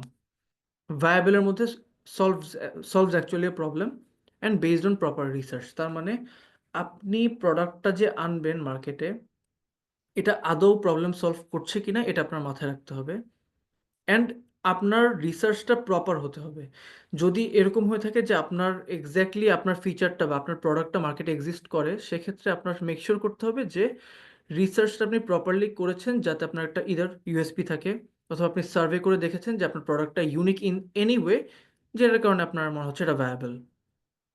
And lastly product, which means আপনার প্রোডাক্টটা ট্যাঞ্জিবল হতে হবে, অ্যান্ড ফিজিক্যাল বা ডিজিটাল প্রেজেন্স থাকতে হবে। Unless there is a presence, কাস্টমাররা কিন্তু আসবে না। যেটা সেকেন্ড পয়েন্টে বলা, অ্যাট্রাক্টস আর্লি অ্যাডপ্টার্স, মানে শুরুর দিকে আপনার যে কাস্টমার বেসটা তাদেরকে অ্যাট্রাক্ট করবে। দেয়ার আর সাম কাস্টমার্স অ্যাকচুয়ালি যারা নতুন কোনো প্রোডাক্ট মার্কেটে লঞ্চ হলেই তারা কিন্তু এটা ডাউনলোড করে বা একটু ইউজ করা ট্রাই করে, হতে পারে টু গেইন নলেজ, অথবা হতে পারে out of curiosity. So early অ্যাডপ্টারদেরকে আপনার অ্যাট্রাক্ট করতে হবে। সো ইনস্টাগ্রামের একটা এক্সাম্পল দিই, এয়ারবিএনবির যেহেতু দিয়েছি, ইনস্টাগ্রামের একটা এক্সাম্পল দিই এক্ষেত্রে। ইনস্টাগ্রামের ক্ষেত্রে মোস্ট ভায়াবল প্রোডাক্ট আপনি যদি দেখেন, একদম শুরুর দিকে তারা একটা খুবই বেসিক লোগো দিয়ে তো লঞ্চ করেছিলই, এবং তাদের পারপাসটা ছিল যে জাস্ট ফিল্টার অ্যাড করা। বাট তারা দেখতে পেয়েছে প্রপার রিসার্চ করে যে ছবিতে ফিল্টার অ্যাড করার জন্য তখন অলরেডি কিছু অ্যাপ মার্কেটে ছিল। সো তারা কানেক্ট করার ট্রাই করেছে যে আমি যে একটা ফিল্টার অ্যাড করলাম, আমি যে একটা ছবি তুললাম নতুন করে, এটা আমি সোশ্যাল মিডিয়াতে শেয়ার করব। So they came up with a social media platform, যে আমি ফিল্টারটা অ্যাড করে সোশ্যাল মিডিয়াতে আপলোড করবো। অ্যান্ড ইনস্টাগ্রামে আপনি যদি শুরুর দিকে থেকে থাকেন, দেখবেন যে মানুষজন কিন্তু স্টোরি, লোকেশন, তারপর এই যে এক্সপ্লোর পেজ বা মেসেজ পাঠানো কোনো অপশানই ছিল না ইনস্টাগ্রামে। জাস্ট আপনি ছবি আপলোড করতে পারতেন, দ্যাটস ইট। আপনি কমেন্ট করতে পারতেন, আপনি লাইক দিতে পারতেন, দ্যাটস ইট। অ্যান্ড সেখান থেকে এখন ইনস্টাগ্রাম, আপনি মেসেজ করতে পারেন, আপনি কমেন্টে লাইক দিতে পারেন, আপনি কমেন্টে রিপ্লাই করতে পারেন। ইনফ্যাক্ট ফেসবুকের মতো এটা একটা কমার্স প্ল্যাটফর্ম হয়ে গিয়েছে ইনস্টাগ্রাম। সো আপনি যদি ওদের এমভিপির সাথে বর্তমান প্রোডাক্টটা কম্পেয়ার করেন, আপনি দেখবেন যে মিনিমাম এফোর্ট দিয়ে তারা লঞ্চ করেছিল, and there was a product based on proper research. And এখন তারা আস্তে আস্তে ফিচার অ্যাড করেছে যাতে ডিক্লারেশন স্টেজে না চলে যায়, যাতে আপডেট হতে থাকে, ইনক্রিমেন্টাল রেভিনিউ আসতে থাকে সেখান থেকে। সো এখন আমরা স্টেজটা এসেছি যে ডিজাইন দেন ডেভেলপ, এরপরে থাকছে launch and GTM planning and product strategy. So এই তিনটা স্টেজ কাইন্ড অফ ইন্টারকানেক্টেড। কিভাবে আমি সেটা বলি, আপনি যখন ডিজাইন স্টেজে থাকবেন, আপনার মাথায় থাকবে যে আপনার ইউএক্স ডিজাইনার যারা আছে অথবা আপনার প্রোডাক্ট ডিজাইনার যারা আছে, প্রোডাক্ট অ্যানালিস্ট যারা আছে, তাদের ইন্টারনালি কাজ করতে হবে। অ্যান্ড আপনি অ্যাজ আ প্রোডাক্ট ম্যানেজার আপনার ওভারলুক করতে হবে পুরো ব্যাপারটা, যে আপনি যে রিসার্চ করেছেন সেই রিসার্চ অনুযায়ী কি প্রোডাক্টটা রোল আউট হচ্ছে নাকি না। আমি যদি একটা এক্সাম্পল দিই, এক্সাম্পল দেওয়ার আগে এখানে নাম্বার 2 তে বলা যে emphasise your user experience and accessibility. আমি যদি ইনস্টাগ্রামের একটা এক্সাম্পল দিই, ইনস্টাগ্রামের এক্সাম্পলের ক্ষেত্রে আপনি দেখবেন যে খুবই রিসেন্ট একটা এক্সাম্পল, যে তাদের আপনি যখন ছবি আপলোড করতে যেতেন শুরুতেই দিত তারা যে আপলোড আ পিকচার, বা আপনি সেখানে আপলোডের নিচে কিছু অপশন থাকতো, ফটো আপলোড করবেন, স্টোরি দিবেন বা রিল দিবেন। বাট তারা কিছুটা চেঞ্জ করে এখানে এনেছে যে এখন অটোমেটেড আগে রিলস সিলেক্টেড থাকে। এটার পিছে তাদের রিজন যেটা ছিল যে আম কাস্টমাররা নাম্বার 1 তো টিকটক, যে আপনার তাদের একটা কম্পিটিশন নতুন রাইজ হচ্ছে, যারা টিকটকে রিলস দেখছে। টিকটকে তো ছবি পোস্ট করার জন্য রিলস চলে। সো টিকটককে অ্যাজ আ কম্পিটিশন নিয়ে তারা ফার্স্টে রিলস অপশনটা রেখেছে নাম্বার 1, অ্যান্ড নাম্বার 2 ছিল তাদের জন্য যে তাদের অ্যাপের মধ্যেই কাস্টমারদের ইউজিং টাইম বাড়ছে। কাস্টমাররা আগে যদি 5 মিনিট এভারেজে খরচ করে থাকতো ইনস্টাগ্রামের পিছে, এখন 7 থেকে 8 মিনিট খরচ করছে। অ্যান্ড পার্টিকুলার একটা ভিডিও 3 থেকে 5 সেকেন্ড দেখছে। সো যেহেতু ভিডিওর দিকে শিফট হয়ে যাচ্ছে জেনারেশনটা, অ্যান্ড তাদের রিসার্চও এটা বলেছে তাদেরকে, সো এইজন্য তারা এই ডিজাইনের আপগ্রেডটা করে ফটো আপলোড থেকে রিলসের মধ্যে প্রি সিলেক্টেড করে রাখে।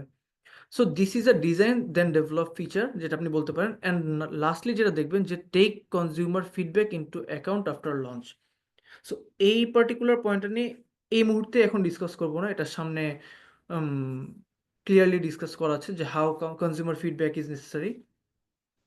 সো আমি যখন লঞ্চ করে ডিজাইন করে ডেভেলপ করে ফেললাম, সেক্ষেত্রে কিন্তু আমার যেটা বলছিলাম যে অ্যাজ আ প্রোডাক্ট ম্যানেজার আপনার ওভারলুক করতে হয় আপনার designing team, product analyst team এবং আপনার ইঞ্জিনিয়ারিং টিম একসাথে কাজ করছে কিনা, অ্যান্ড পুরো জিনিসটা ওভারলুক করতে হয় অন বেসিস অফ আপনার রিসার্চ।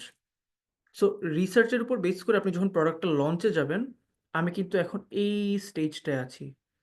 এতক্ষণ ইন্ট্রোডাকশন পার করলাম আমি। আমি লঞ্চ করার পরেই আমারটা হচ্ছে গ্রো করা শুরু করবে। সো লঞ্চের ক্ষেত্রে আমাদের যেগুলি মাথায় রাখতে হয় যে আমার প্রপার জিটিএম প্ল্যানিং আছে নাকি, আমার কমিউনিকেশন প্ল্যান আছে নাকি, আমার গো টু মার্কেটিং প্ল্যানটা কি আমার ভিশন এবং স্ট্র্যাটেজির সাথে অ্যালাইন্ড কিনা। কিরকম? আমি যদি আবার এমএফএস এর একটা এক্সাম্পল দিই। ধরেন আপনি রিসার্চ করে দেখেছেন মার্কেটে আপনার জন্য খুবই দরকার টাকা পাঠানোর ফিচারটা, অর্থাৎ সেন্ড মানির ফিচারটা। এটা হচ্ছে আপনার স্ট্র্যাটেজি। এখন আপনি সেট করলেন যে আমি ফোকাস করব যাতে কাস্টমাররা আরো বেশি, বেশি টাকা আমার অ্যাপের থ্রুতে পাঠায়, আমার এমএফএস এর থ্রুতে পাঠায়।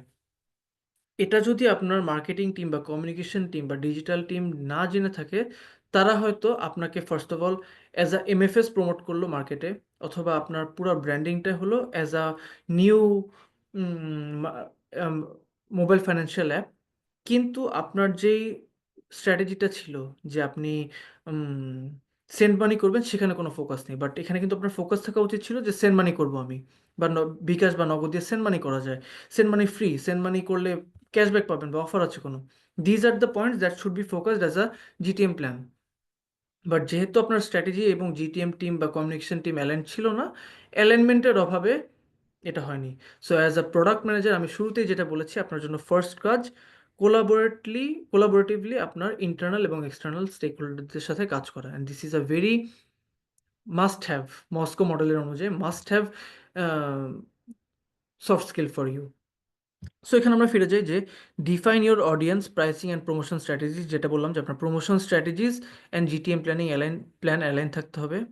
Use channel that resonates with your target market. আচ্ছা, এটা একটা ইম্পর্টেন্ট ফিচার। কিরকম বলি, এখানে স্বপ্নের একটা এক্সাম্পল দিই। তো স্বপ্ন যখন আপনি দেখবেন যে ঢাকায় আছে, লেটস সে ঢাকাতেও আছে, রংপুরেও আছে।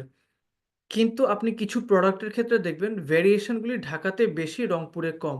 তার মানে আম আমি যদি একটা এক্সাম্পল দিই, মামা নুডলস বা আপনি দেখবেন যে নরমাল রেগুলার রামেন, ঢাকাতে অপশনস বেশি, বাট রংপুরে অপশনস কম। কারণ তাদের রিসার্চ এবং তাদের সেলস অ্যান্ড কনজিউমার রিপোর্ট তাদেরকে, কনজিউমার ট্রেন্ড তাদেরকে বলে যে ঢাকাতে পিপল প্রেফার ভ্যারিয়াস অপশনস। এজন্য ঢাকাতে এভেইলেবিলিটিটা বেশি, অপশনসও বেশি। বাট রংপুরে লেটস সে জাস্ট বেসিক ফ্লেভারটা চলে। এজন্য রংপুরে তারা বেসিক ফ্লেভারটা রেখেছে। সো আপনি দেখছেন যে মার্কেটটা বুঝে সেই অনুযায়ী তারা প্রোডাক্ট প্লেসমেন্ট করেছে। সেইম আপনার টার্গেট চ্যানেলটা বুঝতে হবে, সেই অনুযায়ী আপনার প্রমোশন করতে হবে। আপনার টার্গেট চ্যানেলের মধ্যে যদি কোনো ডিজিটাল কনজিউমার নাই থাকে, আপনি যদি ডিজিটালি প্রমোট করতে থাকেন ফেসবুকে বা নিউজ পোর্টালগুলোতে প্রমোট করতে থাকেন, আপনার কিন্তু টার্গেট মার্কেটের কাছে যাবে না প্রোডাক্টটা। সো খুবই ইম্পর্টেন্ট যে আপনার চ্যানেলগুলা মেইনটেইন যাতে করেন প্রমোশনের সময়। And lastly product vision is linked with strategy. এটা আমরা পরের স্লাইডে দেখব। সো এখানে আমরা ডিটেইলসে যাওয়ার আগে স্পটিফাই এক্সাম্পলটা দিয়ে ডিটেইলস ডিসকাস করব, তাহলে আই গেস ইজিয়ার হবে। স্পটিফাই ভিশন হচ্ছে to unlock the potential of human creativity by giving a million creative artists the opportunity to live off their art and billions of fans the opportunity to enjoy and be inspired by it. তার মানে তারা human ক্রিয়েটিভিটিটাকে focus করতে চায় কিভাবে? 1 million creative আর্টিস্টদেরকে একটা সুযোগ দিয়ে, যাতে তারা তাদের ফ্যানদেরকে তাদের আর্ট ওয়ার্কগুলি প্রমোট করতে পারে। স্পটিফাইয়ের ক্ষেত্রে তো আর্ট ওয়ার্ক বুঝতেই পারছি যে গান হয়ে থাকবে, যাতে তাদের গানগুলি বিলিয়ন্স অফ ফ্যান্সকে তারা পৌঁছে দিতে পারে, যেটা থেকে আবার ফ্যান্সরা ইন্সপায়ার্ড হতে পারবে। So this is what Spotify's vision is. এটা কিন্তু আপনি ক্লিয়ারলি বুঝছেন যে 1 বছরের প্ল্যান না, 5 বছরের প্ল্যান না, কোম্পানি যতদিন আছে ততদিনের ভিশন যে তারা এটা করতে চায়। এটা স্ট্র্যাটেজির সাথে কিভাবে অ্যালাইন্ড, কিছু রিসেন্ট ফিচার দিয়ে আমরা এটা বুঝাতে পারবো। স্পটিফাই ক্যানভাস লঞ্চ করেছে। স্পটিফাই ক্যানভাস হচ্ছে short video track for artists to introduce themselves. তার মানে আমি অ্যাজ আ আর্টিস্ট আমার নিজের একটা ট্রেইলার বানাবো যে আমি শাকিক, আমার গান এরকম, আমি এই গান করি, আমি এই দেশের। ইটস লাইক আ মুভির জন্য যেরকম ট্রেলার, ওরকম আমি আমার জন্য একটা ট্রেলার বানাবো। এটাকে স্পটিফাই ক্যানভাস বলে থাকে। স্পটিফাই এআই ডিজে, এটা এখনো আমি যতটুকু জানি বাংলাদেশে লঞ্চ হয়নি। যে personalised music guide with AI to create a custom music line up, provide commentary about the songs. তার মানে 2-3টা গান মিক্স করতে পারবেন আপনি এখানে। আপনি অ্যাজ আ লিসেনার আপনি ডিজে হতে পারবেন। আপনি একটু অ্যাডজাস্ট করতে পারবেন। আপনি এআই এর হেল্প নিতে পারবেন এখানে। সো ওই যে বিলিয়ন্স অফ ফ্যান্স যাতে ইন্সপায়ার্ড হতে পারে, এইজন্য তারা এরকম একটা এআই ডিজে লঞ্চ করেছে। Spotify together attracts Gen Z and millennials who value social connectivity. তার মানে স্পটিফাই এখন গানের জন্য একটা সোশ্যাল মিডিয়া প্ল্যাটফর্ম করতে যাচ্ছে। কিরকম? আপনি একটা নতুন গান শুনলেন, আপনি স্পটিফাই টুগেদারে যে বললেন আমি এই গানটা শুনেছি, আপনার যারা ফ্রেন্ড তারা দেখতে পারবে, গানটা শুনতে পারবে, গানটায় কমেন্ট করতে পারবে যে হ্যাঁ, বললো যে তোমার মিউজিক টেস্ট ভালো, বা এরকম আরও গান পোস্ট করো স্পটিফাই টুগেদারে, এরকম কমেন্ট করতে পারবে, যাতে ইন্টার কানেক্টিভিটিটা একটা হয়। বা আপনার নতুন ফ্রেন্ডস অ্যাড করতে চান আপনি, বা এখানে আপনি একটু পর এসে দেখেন যে আচ্ছা আমার গান নিয়ে কেউ কিছু বললো কিনা। And lastly Spotify learn. So Spotify learn হচ্ছে সিম্পলি যেখানে আপনি আর্টিস্টদের থেকে গান শিখতে পারবেন, সেখানে কোর্স করতে পারবেন। ইনফ্যাক্ট আপনি অ্যাসেসমেন্ট দিয়ে জাজ করতে পারবেন যে আপনি কতটুকু শিখতে পেরেছেন, আদৌ আপনি শিখতে পেরেছেন কিনা। So these are the features that Spotify launched, these are the strategies Spotify focused on, যাতে তারা তাদের ভিশনে পৌঁছাতে পারে। So this is how vision is linked with strategy. So এখন আমরা চলে যাই যে post launch improvement and customer ফিডব্যাকসে। সো আমরা জানবো যে এই দুইটা, অর্থাৎ পোস্ট লঞ্চ ইমপ্রুভমেন্ট এবং কাস্টমার ফিডব্যাক খুবই ইন্টারকানেক্টেড। কীরকম? লেটস সে আমি একদম শুরুতে আমি পাঠাও লঞ্চ করে ফেললাম। সো পাঠাও লঞ্চ করার পরে আমার বুঝতে হবে যে আমার কাস্টমাররা পাঠাও ইউজ করছে কিনা, এবং ইউজ করার পর কাস্টমারদের ফিডব্যাক কী। সো আমি এই লেখাতে আসার আগে পাঠাওর এক্সাম্পল আরেকটু এলাবোরেট করি। ধরেন পাঠাও, আচ্ছা মিক্স প্যানেলটা একটু পরে এক্সপ্লেন করছি। পাঠাও মিক্স প্যানেলে দেখলো যে কাস্টমাররা আসছে, কাস্টমাররা প্রাইস দেখছে, কিন্তু প্রাইস দেখার পর কাস্টমাররা চলে যাচ্ছে। যেহেতু সে ডায়েটটা নেয় নাই, এখানে কিন্তু কাস্টমার ফিডব্যাক দিতে পারছে না। এটা গেল আমার 1 অ্যান্ড নাম্বার 2 হচ্ছে কাস্টমার আসছে, রাইড নিচ্ছে, রাইড নেওয়ার পরে হয়তো একটা ফিডব্যাক দিচ্ছে যে price is too high. So Pathao মিক্স প্যানেলে দেখতে পারবে যে কাস্টমাররা কিন্তু প্রাইসটা দেখার পরেই সে চার্ন হয়ে যাচ্ছে, অর্থাৎ সে হচ্ছে চলে যাচ্ছে, সে রাইডটা বুক করছে না। এর থেকে পাঠাও যে ফিডব্যাকটা নিতে পারবে যে কাস্টমাররা হয়তো প্রাইসে ডিস্যাটিসফাইড অ্যান্ড পাঠাও এই জায়গাটাতেই কাজ করে ফিডব্যাকটা ইনকর্পোরেট করতে পারে। সে ইদার প্রাইস কমাতে পারে অথবা উম ২ বার ৩ বার রাইড নেওয়ার পর একটা ডিসকাউন্ট দিতে পারে। এরকম কোনো অ্যাডিশনাল ফিচার এড করতে পারে সে, অথবা কোনো প্রমোশন চালাতে পারে। So what is mix panel এক লাইনেই বলে ফেলি ছোট্ট করে। মিক্স প্যানেলে আপনি হচ্ছে বেসিক্যালি কাস্টমারের বা আপনার কনজিউমারের বিহেভিয়ার ট্র্যাক করতে পারবেন। সে আপনার অ্যাপের কোন ফিচার থেকে কোন ফিচারে জাম্প করলো, কোন ফিচারে ক্লিক করলো, কোন ফিচারে ক্লিক করার পর স্ক্রল করলো বা সে টাইপ করে কিছু লিখলো, এগুলি হচ্ছে আপনি মিক্স প্যানেলে দেখতে পারবেন। সো ফিরে যাই আবার এখানে পোস্ট লঞ্চ ইমপ্রুভমেন্টে। সো পোস্ট লঞ্চ ইমপ্রুভমেন্ট আমাকে বলে যে monitor KPIs and act on customer feedback. Monitor KPI বলতে কি বোঝাচ্ছি? আমার জন্য মানে পাঠানোর জন্য কেপিআই হয়ে থাকবে যে কতজন অ্যাক্টিভ কাস্টমার, প্রত্যেকটা কাস্টমার কয়টা রাইড নিচ্ছে, বা পাঠাও অ্যাপে কত টাকা খরচ করছে, সে কি খালি পাঠাও বাইকে নিচ্ছে নাকি সে হচ্ছে পাঠাও কার নিচ্ছে, পাঠাও পার্সেল নিচ্ছে। So this can be the, sorry একটা সেকেন্ড আমি একটু টাইম নিই। So these can be KPIs for Pathao to monitor যে কাস্টমার কতটুকু ইনভলভড আমার এখানে। And secondly, engage with users to improve retention. So retention improve করার জন্য যাতে কাস্টমাররা রিপিটেডলি আমার প্রোডাক্টটা বা আমার ফিচারটা পারচেস করে, এঙ্গেজ করতে হবে কিভাবে? এই যে এক্সাম্পল একটা দিলাম যে ২ বার ইউজ করলে তৃতীয়বারের ক্ষেত্রে আপনি 20% ছাড় পাবেন। এনগেজমেন্ট করছি আমি কাস্টমারের সাথে। আমি জানছি কাস্টমার ২ বার ইউজ করেছে। আমি চাই সে তৃতীয়বার ইউজ করুক। So these are the post launch improvement, যেটা যেকোনো প্রোডাক্ট বা যেকোনো ফিচারের ক্ষেত্রে আমরা করতে পারি, যাতে আমার লাইফ সাইকেলটা আরও স্মুথ থাকে, আরও ইজিয়ার থাকে অ্যান্ড ডিক্লারেশনে লেটে যায় অথবা নাই যায়। এখানে আমরা জুমের একটা এক্সাম্পল দেখতে পারি যে প্যান্ডামিকের পর জুম যেসব ইমপ্রুভমেন্ট করেছে, যে এন্ড টু এন্ড এনক্রিপশন থাকছে, আমরা এখন জুমের প্ল্যাটফর্মে ইউজ করছি, যেখানে আমরা এখন ব্রেকআউট রুম পাচ্ছি। আগে এটা ব্রেকআউট রুম ছিল না 2020-এর আগে। Simplified navigation for non technical user, যারা টেকনিক্যাল ইউজার না তারাও কিন্তু এখন জুমে ঢুকে ইজিলি ইউজ করতে পারছে। And lastly mobile and low bandwidth সাপোর্টে ইউজ করতে পারছে। আমি শিওর যে অনেকে এখন মোবাইলে জয়েন করেছেন, অ্যান্ড অনেকেরই এরকম হতে পারে যে লো ব্যান্ডউইথেও সে কিন্তু জুম ইউজ করতে পারছে, কারণ তারা পোস্ট লঞ্চ ইমপ্রুভমেন্ট করেছিল। যদি এই ইমপ্রুভমেন্টটা না করতো তাহলে হয়তো আমরা এখন জুমে থাকতাম না, হয়তো আমরা গুগল মিটে থাকতাম অথবা অন্য কোনো প্ল্যাটফর্মে থাকতাম। যেহেতু এগুলো এখন অ্যাভেলেবেল, আমরা এই জন্য এখন জুমে আছি। সো এই যে এখন অ্যাক্ট অন কাস্টমার ফিডব্যাকটা কি, আমরা এখানে চলে যাই। অ্যালাউ কাস্টমার ফিডব্যাক, অবশ্যই আমার কাস্টমার ফিডব্যাককে অ্যালাউ করতে হবে এবং এটা আমার গ্রহণ করতে হবে। কাস্টমারদের ফিডব্যাকগুলো কী কী? Engage in what's good, ignore what's not necessary. তার মানে কাস্টমার ফিডব্যাক দিবেই। কিরকম? ধরেন, যেহেতু এখন ফেসবুকের যুগ, সবাই কিন্তু ফেসবুকে লেখালেখি করে। একটা নতুন ফিচার ইউজ করলো, একটা নতুন প্রোডাক্ট ইউজ করলো, সবাই কিন্তু ফেসবুকে কমেন্ট করে, স্টেটাস দেয়। আমি অ্যাজ আ প্রোডাক্ট ম্যানেজার অথবা আমার টিমের বুঝতে হবে যে কোন অ্যাডভাইসগুলি বা কোন কমেন্টগুলি বা কোন স্টেটাস বা কোন ওপিনিয়নগুলি আমার জন্য দরকার, কোনগুলো দরকার না। এই জাজমেন্ট কলটা কিন্তু আপনার এবং আপনার টিমকে নিতে হবে। And as a product manager this is very important যে আপনি ইমোশনাল হয়ে যাতে এই ডিসিশনগুলি না নেন। And lastly biasness in feedback. অনেকেই থাকবে যারা হচ্ছে বায়াসড কমেন্টস করে থাকে, যে আপনার প্রোডাক্ট ভালো না হয়ে থাকলেও ভালো কমেন্ট করে। This can be a biasness, and other biasness can be আপনার কম্পিটিশন এরকম সিডিং করতে পারে যে না, ওর প্রোডাক্ট ভালো না, ওর এখানে প্রাইস বেশি, ওর অ্যাপে প্রবলেম হয়, ট্রাস্ট করতে পারবো না। Both can be biasness, and both টাইপের ফিডব্যাকই আপনি পাবেন। ওই যে as a product manager you need to make the call যে কোনটা দরকার, কোনটা দরকার না। কাস্টমার ফিডব্যাকে নেটফ্লিক্স কীভাবে কাজ করে সেটা একটু দেখি। যে স্কিপ বাটন ইন্ট্রোডিউস করেছে, আমি শিওর যারা নেটফ্লিক্স ইউজ করেন স্কিপ বাটনটা প্রচুর ইউজ করা হয়ে থাকে। পার্সোনালাইজড রেকমেন্ডেশন, আমরা এখন প্রায়শই দেখে থাকি যে টপ 10 ইন বাংলাদেশ একটা ফিচার থাকে, বা আপনি এই মুভিটা দেখেছেন, আপনি এখন এটা দেখতে পারেন। দিজ আর এই ২ টা কাছাকাছি জনরার মুভি, বা এই ২ টা মুভি মোটামুটি একই রকম, বা অ্যাক্টর একই।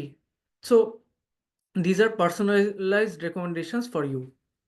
Download and see movies offline. এইটা যারা ট্রাভেল করে থাকে তারা অনেকেই ইউজ করে, যে আগে থেকে ডাউনলোড করে রাখে, বাসে বা প্লেনে যাতায়াত করার সময় তারা দেখে। দিস ইজ আ বলতে আমি মনে করি this is a game changing feature from Netflix, যে আমি আগে থেকেই ডাউনলোড করে রাখতে পারছি অ্যান্ড পরে হচ্ছে আমি অফলাইনে এটা দেখতে পারছি। তো এগিয়ে যাই আমরা। সো লাস্টলি আমরা যেই স্টেজে থাকবো সেটা হচ্ছে ইনোভেশন অর ডিক্লাইনেশন। কিরকম?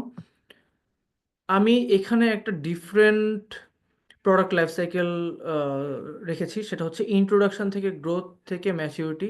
ম্যাচিউরিটিতে তো আমি চলে আসছি এখন, যেহেতু আমি কাস্টমার ফিডব্যাক নিয়ে কাজ করছি আরও, তারপর আমি প্রোডাক্টে ইমপ্রুভমেন্ট করছি, জুমে যেরকম আমরা বলে ইমপ্রুভমেন্ট করছি। ডিক্লাইন হয়ে যাবে যদি না আমি ইমপ্রুভমেন্ট আনতে পারি বা প্রোডাক্টে এক্সটেনশন করতে পারি। কিরকম? প্রোডাক্ট এক্সটেনশন বা ইমপ্রুভমেন্টে আমরা firstly proper pricing can make the product extend. আমি প্রাইসিংয়ে চেঞ্জ আনতে পারি। নাম্বার 2 হচ্ছে new feature can bring in new customers, অর্থাৎ আমার ম্যাচিউরিটিতে থাকা অবস্থায় আমি নতুন ফিচার এনেছি যেটার কারণে নতুন কাস্টমার আমার এখানে অনবোর্ড হয়েছে। ক্রিয়েট টকেবিলিটি উইথ ইনোভেশন, নতুন ইনোভেশন দিয়ে আমি কিভাবে মার্কেটে আমাকে নিয়ে যাতে কথা হয় সেটা এনশিওর করতে পারবো। অ্যান্ড নাম্বার 4 হচ্ছে partnership makes the product lucrative, অর্থাৎ আপনি তো এতদিন নিজের প্রোডাক্ট নিজে সেল করেছেন, এখন আপনি পার্টনারদের থ্রুতে পার্টনারশিপ করেছেন, কোলাবোরেশন করেছেন, যেটা সেল করতে পারবেন। 2-3টা এক্সাম্পল দেখি। এখানে মাইজিপির একটা এক্সাম্পল আছে যে প্রপার প্রাইসিং কিরকম? Customer cashback offer. মাইজিপির ক্ষেত্রে বা জিপির ক্ষেত্রে, গ্রামীণ ফোনের ক্ষেত্রে এটা খুবই কমন একটা ফিডব্যাক শোনা যায় অনেকের ক্ষেত্রেই। ভুল নাকি না এই ব্যাপারে আমি কমেন্ট করতে পারছি না, যে তাদের প্রাইস অনেক হাই প্রোডাক্টের। সো এই ফিডব্যাকটা নিয়ে আপনি দেখে থাকবেন মাইজিপিতে অনেক ক্যাশব্যাক অফার চলে। New feature brings new users, অর্থাৎ features like watch sports in MyGP.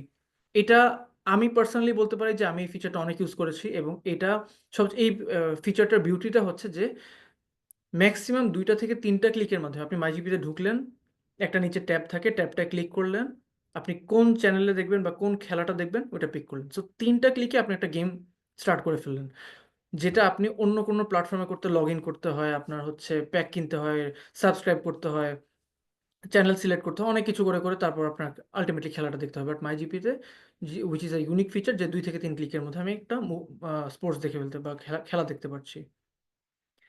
Create talkability with innovations like FlexiPlan. আমি শিওর না অনেকে ইউজ করেছেন নাকি, বাট মাইজিপি এবং এটা অবশ্য মাই রবি, মাই এয়ারটেল, মাই বাংলালিংকেও এই ফিচারটা আছে যে আপনি আপনার পছন্দের মতো একটা প্যাক বানাতে পারবেন। আপনি 7 দিন বা 15 দিন বা 20 দিন মেয়াদের একটা প্যাক চাচ্ছেন, আপনি টাইমলাইনটা ফিক্স করলেন, 500 মিনিট চাচ্ছি, 2 জিবি চাচ্ছি, কোনো এসএমএস চাচ্ছি না। সো একটা প্রাইস আসবে আপনার জন্য, আপনি প্রাইসটা কিনে ফেললেন। So this is a innovation, this has personalisation, যে আপনি আপনার নিজের মতো করে বানিয়ে নিচ্ছেন। So this is a thing যেটার কারণে মার্কেটে একটা কথাবার্তা হয়েছে, টকেবিলিটি ক্রিয়েট হয়েছে। And lastly partnership with Chorki and Hoichoi. So my জিপিতে যেটা আগেও বলেছি যে জিপিতে কিছু প্যাক কিনলে আপনি চরকির সাবস্ক্রিপশন পাবেন, হইচই সাবস্ক্রিপশন পাবেন, এবং এগুলোর জন্য আপনার আলাদা করে সেপারেটলি পেমেন্ট করতে হচ্ছে না। So this is a unique thing, যে পার্টনারশিপে আপনি কিভাবে আপনার প্রোডাক্ট এক্সটেনশনে ভূমিকা রাখতে পারে। এমন কিন্তু না যে এই ফিচারগুলি না থাকলে এটা ডিক্লাইন হয়ে যেত, but these are the features that ensure যে প্রোডাক্টটা এক্সটেন্ড হবে, প্রোডাক্টটা আরও লেন্দি হবে, এবং মার্কেটে এই প্রোডাক্টটা আরও থাকবে। সো এভাবেই প্রোডাক্ট ইনোভেশন থেকে ডিক্লাইনেশনে যায় না। আমি যদি শুরু থেকে বলি যে ডেভেলপমেন্ট থেকে ইন্ট্রোডাকশন হয়ে গ্রোথ, ম্যাচিউরিটি, এবং এখন আমার প্রোডাক্টটা এক্সটেন্ডেড হচ্ছে, মানুষের কাছে আরও অ্যাকসেপ্টেড হচ্ছে। This is a product life cycle that as a product manager আপনার এনশিওর করতে হয় যে ভাই, আমি প্রোডাক্ট ম্যানেজার, আমার কিছু ক্রুশাল কল নিতে হবে, আমার কোলাবোরেশন করতে হবে, আমার আরও 5-7টা টিমের সাথে কাজ করতে হবে, এবং এটাই না খালি, আমার পার্টনারশিপ করতে হবে, অ্যান্ড কনস্ট্যান্টলি ইনোভেশনে মাথায় রাখতে হবে যাতে আমি আমার প্রোডাক্টটা ডিক্লাইন না হয়ে যায়। অ্যান্ড ইনোভেশনের জন্য আমার কাছে মুখ্য ভূমিকা রাখে যে এটা আমার পার্সোনাল ওপিনিয়ন, যে ইনোভেশনের ক্ষেত্রে মুখ্য ভূমিকা রাখে কাস্টমারের ফিডব্যাকটা। কারণ আল্টিমেটলি আপনি কিন্তু প্রোডাক্টটা বানাচ্ছেন কাস্টমারের জন্যই। So this is all. This is the product life cycle, launch থেকে আইডিয়েশন আমরা কিভাবে করবো অ্যান্ড কিভাবে আমরা পুরো জিনিসটা সাজাবো। এটাই হচ্ছে বেসিকলি জার্নিটা আপনার জন্য।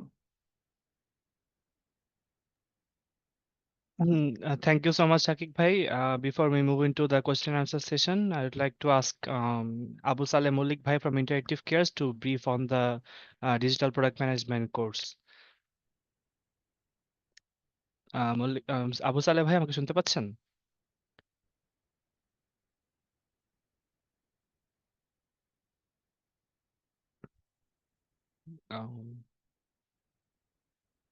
ডিয়ার পার্টিসিপেন্টস, অনেকে আপনারা প্রশ্ন করছিলেন আমাকে যে ওয়েবিনার রেকর্ডিং পাওয়া যাবে কিনা। আমাদের সব ওয়েবিনার এবং মাস্টার ক্লাস হয়ে যাওয়ার পরে আমরা সেটা আমাদের ওয়েবসাইটে আপলোড করে দিই।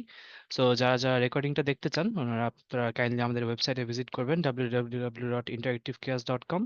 সেখানে আপনারা আমাদের ওয়েবিনারটা দেখতে পারবেন। আবু সালেহ ভাই, আপনি কি শুনতে পাচ্ছেন আমাকে?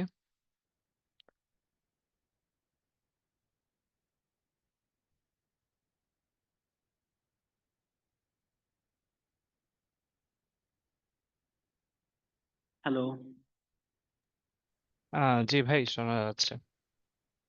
আসসালামু আলাইকুম এভরিওয়ান। হ্যালো ভাই, শোনা যাচ্ছে আমাকে? জি জি ভাই, শোনা যাচ্ছে, প্লিজ কন্টিনিউ। আচ্ছা, আসসালামু আলাইকুম এভরিওয়ান। থ্যাংক ইউ সামিন ভাই আমাকে কথা বলার সুযোগ দানের জন্য। Thank you so much Shakib Khan ভাই এত সুন্দর একটা ওয়েবিনার কন্টিনিউ করার জন্য, কন্ডাক্ট করার জন্য। আমি মূলত ইন্টারেক্টিভ ফেয়ার্সে অ্যাজ এ ক্যারিয়ার কাউন্সিলর হিসেবে আছি। আমার নাম আবু সালেহ মল্লিক। আহ, আমাদের আজকের এই ওয়েবিনার টপিকের উপর ডিপেন্ড করে বেস করে আমাদের একটা কোর্স আছে, ডিজিটাল প্রোডাক্ট ম্যানেজমেন্ট কোর্স। এই কোর্সে শাকিব খান ভাই এতক্ষণ যিনি কথা বলছিলেন, উনি সাপোর্ট ইনস্ট্রাক্টর হিসেবে আছেন। প্রত্যেক দিন 2বার করে সলভ ক্লাস উনি হচ্ছে নিয়ে থাকবেন আমাদের আহ, যে প্রিমিয়াম পেইড কোর্সটা আছে সেটাতে। এছাড়াও আমাদের কোর্সে ইনস্ট্রাক্টর হিসেবে থাকবেন, লিড ইনস্ট্রাক্টর হিসেবে সিএম শাহিদ নূর ভাইয়া, তাসমিয়া রহমান আপু থাকবেন, কাজী সাজিদুল হাসান ভাইয়া থাকবেন। এই আর কি, আমাদের কোর্সটা 6 মাস ধরে চলবে। প্রত্যেক সপ্তাহে 2টি লাইভ ক্লাস হবে, আর প্রত্যেক দিন 2বার করে সলভ ক্লাস হবে শাকিব খান ভাইয়ের সাথে। আর লাইভ ক্লাস হবে, কোর্সে প্রি রেকর্ডেড ক্লাস থাকবে প্রায় 100+। তারপর ডেইলি সাপোর্ট সেশন তো ভাইয়ের সাথে হবেই। প্রজেক্ট থাকবে, অ্যাসাইনমেন্ট থাকবে, ইন্টারভিউ হ্যান্ডবুক থাকবে, উইকলি কুইজ থাকবে। ঠিক আছে? তো এই হচ্ছে যে আমাদের কোর্সের মোটামুটি আর যদি আউটলাইনিং এর জন্য বলি, সেই ক্ষেত্রে বলতে গেলে একদম প্রোডাক্ট ম্যানেজমেন্টের একদম বেসিক টু অ্যাডভান্স সম্পূর্ণ এই কোর্সে কভার করা হবে। সো আপনি একদম বেসিক থেকে শেখানো হবে আপনাকে। তো আপনি যদি লোকাল জব বা ফ্রিল্যান্সিং বা ইন্টারন্যাশনাল রিমোট জব যদি করতে চান, সেক্ষেত্রে একদম জব রেডি কোর্স বলতে পারেন। আপনি এই কোর্সটা কমপ্লিট করলে ফুলফিল আশা করছি আপনি রিমোট জবের জন্য তৈরি হয়ে যেতে পারবেন। তো এই ছিল আজকে। থ্যাংক ইউ সবাইকে আমার কথা শোনার জন্য আর এত সুন্দর একটা ওয়েবিনারে জয়েন করার জন্য। আর যদি কোনো কোয়েরি থাকে আমাদের কোর্সটা নিয়ে, কাইন্ডলি আমার সাথে যোগাযোগ করবেন। আমার নাম সালেহ। আমি হচ্ছে চ্যাট বক্সে আমার ফোন নাম্বার, কন্ট্যাক্ট নাম্বার দিয়ে দিচ্ছি। থ্যাংক ইউ সবাইকে। আর সামিন ভাই তাহলে কাইন্ডলি কন্টিনিউ করেন। থ্যাংক ইউ সো মাচ সালা ভাই। আপনারা যারা যারা কোর্স বিষয়ে আর জানতে চান আপনারা কাইন্ডলি সালা ভাইকে নক দিবেন, অথবা আপনারা আমাদের ইন্টারেক্টিভ কেয়ার্স এর ফেসবুক পেজেও নক দিতে পারেন। আমরা এখন আমাদের কোশ্চেন আনসার সেশনে চলে যাব। ডিয়ার পার্টিসিপেন্টস, আপনাদের কারো যদি আমাদের শাকিব খান ভাইয়ের কাছে কোনো প্রশ্ন থাকে আপনারা কাইন্ডলি আনমিউট করে প্রশ্ন করবেন। সবাই একসাথে আনমিউট করলে আসলে একটু বাজে দেখাবে, সো কাইন্ডলি হ্যান্ড রেজ করবেন, আমি আপনার নাম ধর ডাকলে দেন আপনি আনমিউট করে কোশ্চেনটা করবেন। অথবা কেউ আনমিউট না করতে চাইলে আমি চ্যাট বক্স ওপেন করে দিয়েছি, কাইন্ডলি চ্যাট বক্সে আপনার প্রশ্নটি করতে পারেন। ধন্যবাদ।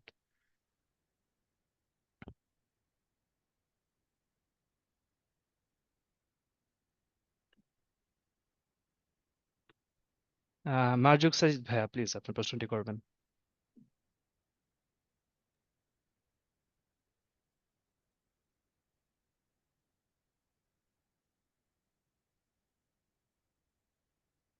Hello, Shakib bhai. Thank you for this wonderful session.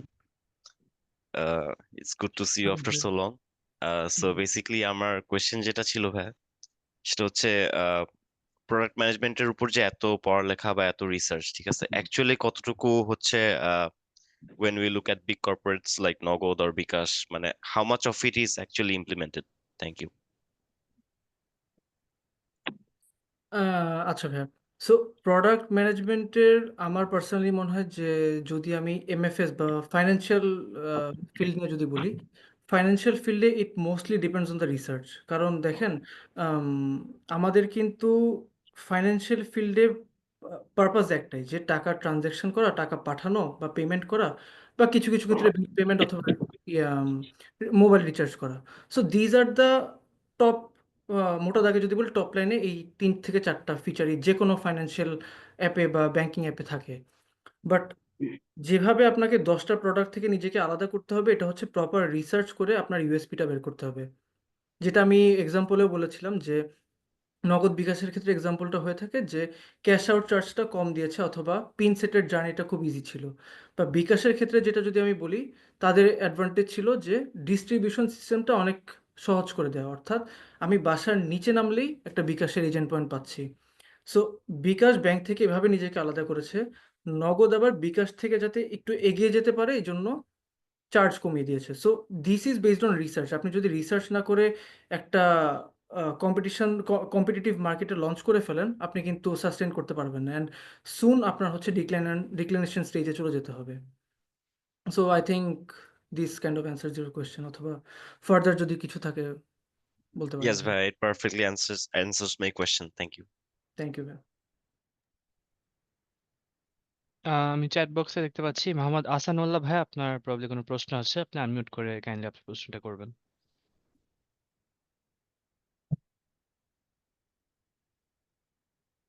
Mohammad Ahsanullah ভাইয়া, শুনতে পাচ্ছেন?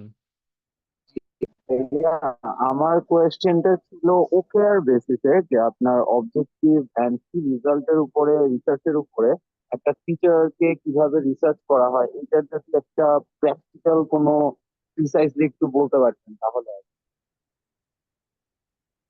আচ্ছা ভাইয়া, আমি যদি আপনার কোয়েশ্চেনটা একটু রিপিট করি, সেটা হচ্ছে ওকেআর মডেলটা আপনি হচ্ছে একটু ডিটেলসে জানতে চাচ্ছেন, তাই কি?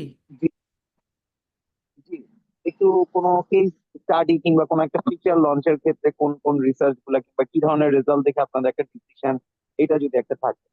আচ্ছা, আচ্ছা। সো বেসিক্যালি ওকেআর মডেলটা কিন্তু ভাই একটা ফিচার লঞ্চের ক্ষেত্রে ইউজ করা হয় না। আমি আপনার কোয়েশ্চেনটা বুঝেছি, আমি একটু ডিটেইলসে কোয়েশ্চেনটা করি। যে ওকেআর মডেলটা কিন্তু ফিচার লঞ্চের ক্ষেত্রে ইউজ করা হয় না। আপনি ধরেন একটা ফিচার লঞ্চ করে ফেলেছেন। লেটস সে যদি সেইম পাঠাওর এক্সাম্পলে যাই, পাঠাওতে আপনি বাইক আছে আপনার, আপনি গাড়ি লঞ্চ করেছেন, গাড়ির ফিচারটা যে আপনি গাড়ি দিয়েও এখন হচ্ছে যাতায়াত করতে পারবেন। সো গাড়ির ফিচারটা লঞ্চ করার পরে আপনার এটা মেট্রিক্সটা জাজ করতে হবে বা সাকসেসটা জাজ করতে হবে যে কতটা সাকসেসফুল আমার বিজনেসের জন্য, আমার কি রেভিনিউ আদৌ আনছে নাকি না। সো এখানে আপনার অবজেক্টিভটা হচ্ছে যে আমি কাস্টমারদেরকে অ্যাজ আ গ্রুপ একটা সলিউশন দিচ্ছি, অ্যাজ আ গ্রুপ তাদের ট্রান্সপোর্টেশন একটা সলিউশন দিচ্ছি, এটা হচ্ছে আপনার একটা অবজেক্টিভ। বাইকের অবজেক্টিভ ছিল সিঙ্গেল পার্সনের জন্য, এটা একটা গ্রুপ, লেটস সে এটা আপনি অবজেক্টিভ সিলেক্ট করলেন। সো এখানে আপনার অবজেক্টিভটা হবে যে, সরি, কি রেজাল্টসটা হবে যে কতজন কাস্টমার ইউজ করছে, মান্থলি কতজন ইউজ করছে, অথবা আপনি বলতে পারেন যে রিপিটেড কাস্টমার কয়জন। তার মানে আপনার কি রেজাল্টস এখানে 2 রকম হতে পারে, যে কয়জন ফার্স্ট টাইম ইউজ করছে, কয়জন হচ্ছে মাল্টিপল টাইমস একটা মাসে ইউজ করছে, অথবা অ্যাডিশনালি আপনি বলতে পারেন যে হ্যাঁ, বাইক আমার প্রতি মাসে ১০০ জন ইউজ করতো। কিছু কাস্টমার আছে, ৫ জন কাস্টমার আছে যারা বাইকও ইউজ করছে, গাড়িও ইউজ করছে। সো সেক্ষেত্রে আপনি বলতে পারবেন প্রোডাক্টটা কিভাবে সাকসেসফুল, কারণ আপনার একটা ক্রস সেল হচ্ছে, ২টা ফিচারই ইউজ করছে, আপনার ২টা প্রোডাক্টই ইউজ করছে আপনার এখানে। অ্যাট দ্য সেম টাইম নতুন করে কিছু কাস্টমার আসছে যারা শুধুই গাড়ি ইউজ করে। তো আপনি জিজ্ঞেস করতে পারেন যে আমি কিভাবে ওকেআর দিয়ে বুঝবো যে আমার এই ফিচারটা সাকসেসফুল না।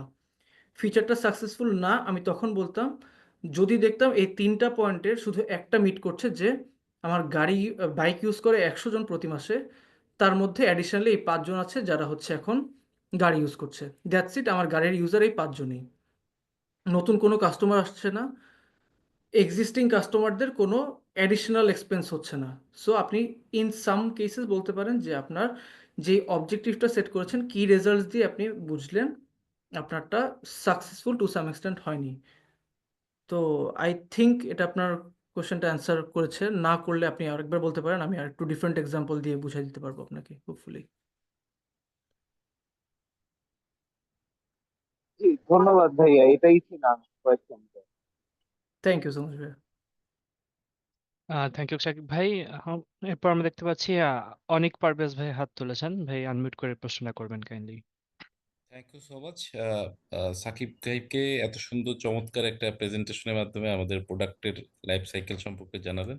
বেসিকলি আমি 2টা কোশ্চেন করব। নাম্বার 1, আমাদের যে প্রোডাক্ট লাইফ সাইকেলের যেই আজকে প্রেজেন্টেশনটা দেখালেন, এখানে আমরা আসলে আমি একটু জানতে চাচ্ছিলাম যে আমাদের বিভিন্ন যেই প্যারামিটার গুলা ছিল, এই প্যারামিটার গুলা যেমন দেখা যাচ্ছে ইন্ট্রোডাকশন ফেজ, তারপরে growth phase, maturity phase, at last হচ্ছে ডিক্লাইন ফেজ। এই ফেজ গুলাতে আহ, আমরা কিভাবে কোন প্যারামিটারে বুঝবো এর লিমিটেশন গুলা আছে কিনা, বা এই ফেজগুলোর লিমিটেশনটা যদি একটু জানাতেন। পাশাপাশি আমি আজকে বা নেক্সট মান্থ আমি একটা প্রোডাক্ট লঞ্চ করলাম, এটা তো দেখা যাচ্ছে 1 ইয়ার বা হচ্ছে একটা ইন্ট্রোডাকশনারি ফেজে থাকবে।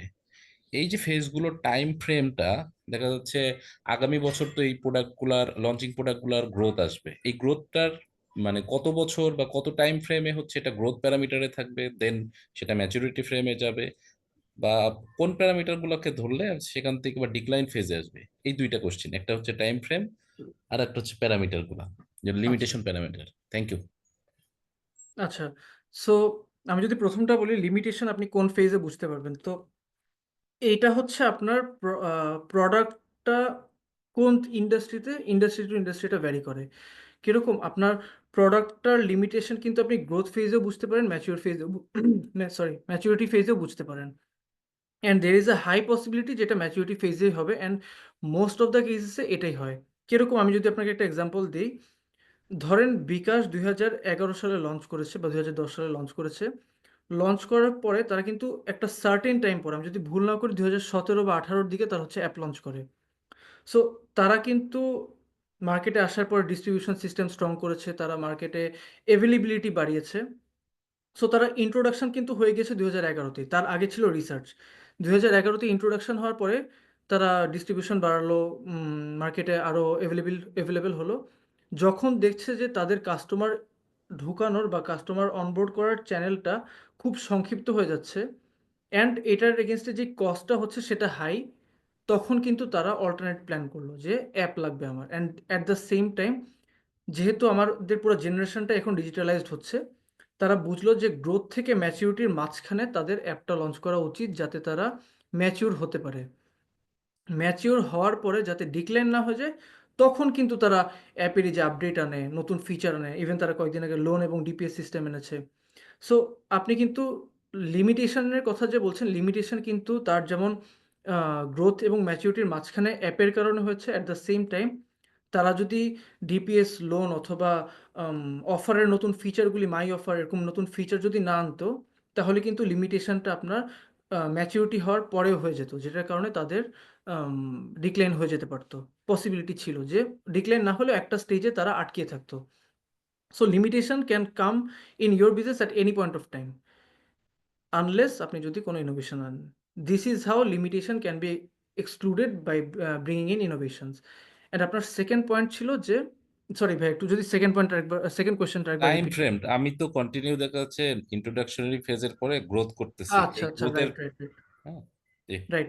সো আপনার টাইম ফ্রেমটা যদি আপনি জাজ করতে চান যে আপনার কত বছর আপনি ইন্ট্রোডাকশনে রাখবেন অ্যান্ড কত বছর যাওয়ার পরে আপনি গ্রোথ বা ম্যাচিউরিটিতে যাবেন। সো ভাই basically this completely depends on you and your product. কিরকম, আপনি কিন্তু চাইলেই ইন্ট্রোডাকশন ফেজে 2 বছর বসে থাকতে পারেন, আপনি কোনো কাস্টমারকে অনবোর্ড করার ট্রাই করলেন না, আপনি কোনো কাস্টমারের জন্য অ্যাডিশনাল কিছু করলেন না। কিরকম, আপনি দেখবেন যে আমি যদি এগেইন একটা এমএফএস এর এক্সাম্পল দিই, নগদ যখন মার্কেটে আসলো ইন্ট্রোডাকশন হওয়ার পরে, তার কিন্তু জানানোর কিছু নেই যে এমএফএস কি, বা কাস্টমারের অ্যাওয়ারনেসের কিছু নেই। কারণ নগদের কিন্তু অলরেডি কাস্টমার বেস তারাই যারা অলরেডি একটা সময় বিকাশ ইউজ করেছে, বা বিকাশ বা কারেন্ট এমএফএস মার্কেট নিয়ে জানে। তার মানে হচ্ছে অ্যাওয়ারনেসের কাজটা কমে গেল, ইন্ট্রোডাকশন নগদের জন্য অনেক সংক্ষিপ্ত, কারণ market already educated about MFS system. So সে চাচ্ছে খুবই তাড়াতাড়ি গ্রোথ এবং ম্যাচুরিটিতে চলে যাবে। এজন্যই 9.99 একটা ক্যাশ আউট চার্জ করলো, একদম সর্বনিম্ন ক্যাশ আউট চার্জ। তারপর পিনসেট জার্নিটা খুব ইজি করে ফেললো, যাতে কাস্টমাররা খুব তাড়াতাড়ি আসে। তাড়াতাড়ি আসার পরে, খুবই ইজিলি আসে, পিনসেট যেহেতু রেজিস্ট্রেশন জার্নিটা খুব ইজি। আসার পরে তারা যাতে খুব ইজিলি এবং খুব কম খরচে ক্যাশ আউট করতে পারে। সো আমি অ্যাজ এ কাস্টমার, আমি এখন জানি নগদে খুব ইজিলি ঢুকে যেতে পারবো, নগদ অ্যাপে আমি অ্যাপের ইউজার হয়ে যেতে পারবো, অ্যান্ড বিকাশের থেকে আমি একটা সিগনিফিকেন্ট কম চার্জে ক্যাশ আউট করতে পারবো। সো আমাদের বা নগদের টার্গেট ছিল যাতে কম সময়ের মধ্যে গ্রোথ স্টেজটাও পার করে ফেলা যায়। অবভিয়াসলি এখানে ইনভেস্টমেন্ট ম্যাটার করে অ্যান্ড অবভিয়াসলি এখানে আপনি কতটা বোল্ড মুভ নিতে চান এটাও ম্যাটার করে। নগদ কিন্তু চাইলেই কাস্টমারদেরকে আরও ইন্ট্রোডাকশন দিতে পারতো, আরও লেন্দি করে প্রসেসটা করতে পারতো যে হ্যাঁ, বিকাশেরও ক্যাশ আউট চার্জ এক্স, আমিও ইকুয়ালি রাখবো ক্যাশ আউট চার্জ এক্স। তাহলে কিন্তু নগদের যেটা হতো যে উপায় বা রকেট বা অন্যান্য যেসব কোম্পানি তাদের মতো কিন্তু স্লো গ্রোথ হতো। সো আপনি কিরকম ইনভেস্টেড হবেন এবং কিরকম অ্যাগ্রেসিভলি আপনি মার্কেটে ঢুকবেন সেটাই কিন্তু আপনাকে ডিটারমাইন করে যে আপনার টাইমলাইনটা কতটুকু হবে। ইন্ট্রোডাকশন কি ১ বছর হবে না ৫ বছর হবে নাকি ১০ বছর হবে? সো আই থিংক এটা আপনার কোয়েশ্চেনটা অ্যান্সার Yeah, করছে। thank you. Got my point. Thank you so much. Thank you ভাইয়া। Thank you so much Shakib ভাই। আমাদের চ্যাটে একটা কোয়েশ্চেন দেখতে পাচ্ছি আমরা, how AI or chat GPT can contribute in product analysis slash competition analysis? আচ্ছা, এটা খুবই ইন্টারেস্টিং একটা কোয়েশ্চেন কারণ এখন যেহেতু একটা এআই জেনারেশন চলছে অ্যান্ড সবকিছুতেই সামহাউ এআই এবং ChatGPT বলেন বা অন্যান্য জেমিনি বলেন সবাই ইনভলভড। উম অবশ্যই ChatGPT এবং এআই আমাদেরকে খুবই হেল্প করতে পারে এবং আপনার অ্যাজ আ প্রোডাক্ট ম্যানেজার আপনার কিন্তু জাস্ট প্রোডাক্ট অ্যানালাইসিস বা কম্পিটিশন ট্র্যাকিং না। আপনার পিআরডি লিখতে হবে অথবা আপনার নতুন ইনোভেশন আনতে হবে। আপনাকে কিন্তু গ্লোবাল মার্কেটের অ্যানালাইসিসটা আপনাকে ChatGPT ইজিলি দিয়ে দিবে। জাস্ট এখানে আপনি এবং এই অ্যানালাইসিসটার মাঝখানে ডিফারেন্স একটা ব্রিজ হচ্ছে প্রপার প্রম্পটটা দিতে জানতে হবে। এবং যে ভাইয়া কোয়েশ্চেনটা করেছেন আপনি জেনে খুশি হবেন যে আমাদের এই প্রোডাক্ট ম্যানেজমেন্টের যে ক্যারিয়ার পাথ কোর্সটা এখানে একটা এন্টায়ার লেকচার আছে কিভাবে আপনি ChatGPT-র হেল্পটা নিয়ে আপনার প্রোডাক্টে অথবা আপনার ক্যারিয়ারে অ্যাজ আ প্রোডাক্ট ম্যানেজার আপনি কিভাবে ইনভলভ হতে পারবেন অথবা আপনি কিভাবে এক্সট্রা ভ্যালু অ্যাড করতে পারবেন। সো আই থিংক আপনি যে কোয়েশ্চেনটা করছেন যে কিভাবে হেল্প করতে পারে, আ আদৌ হেল্প করতে পারে নাকি না? অবশ্যই হেল্প করতে পারে। হেল্প খুব ইজিলি করবে যদি আপনি প্রপার প্রম্পটটা দিয়ে থাকেন। Thank you so much Shakib ভাই। পার্টিসিপেন্টস আর কারো কোনো কোয়েশ্চেন থাকলে আপনারা কাইন্ডলি আনমিউট করে প্রশ্ন করবেন।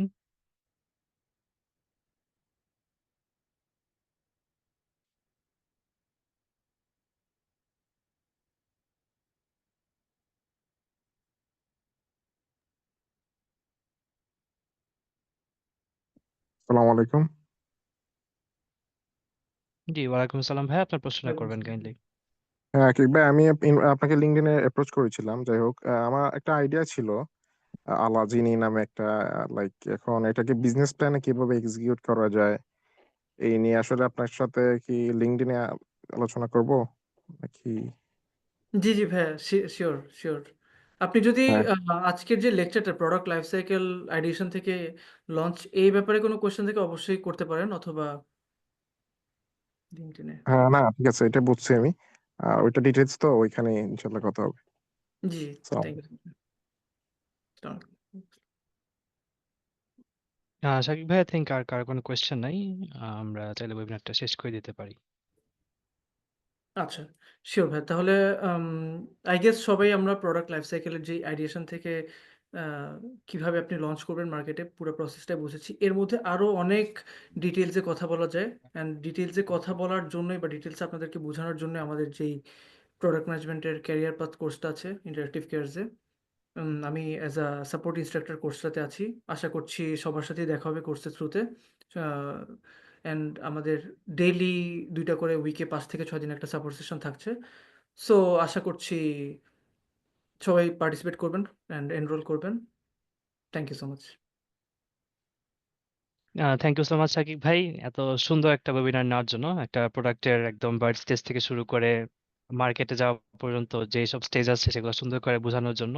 আশা করি আমাদের পার্টিসিপেন্ট যারা চিন্তা করছেন যে মার্কেটে কোনো প্রোডাক্ট নিয়ে আসবেন অথবা অলরেডি এসেছেন, কিভাবে সামনে আগাবেন সেটা বুঝতে পারছেন না, তাদের জন্য এই ওয়েবিনারটা অনেক উপকারে আসবে।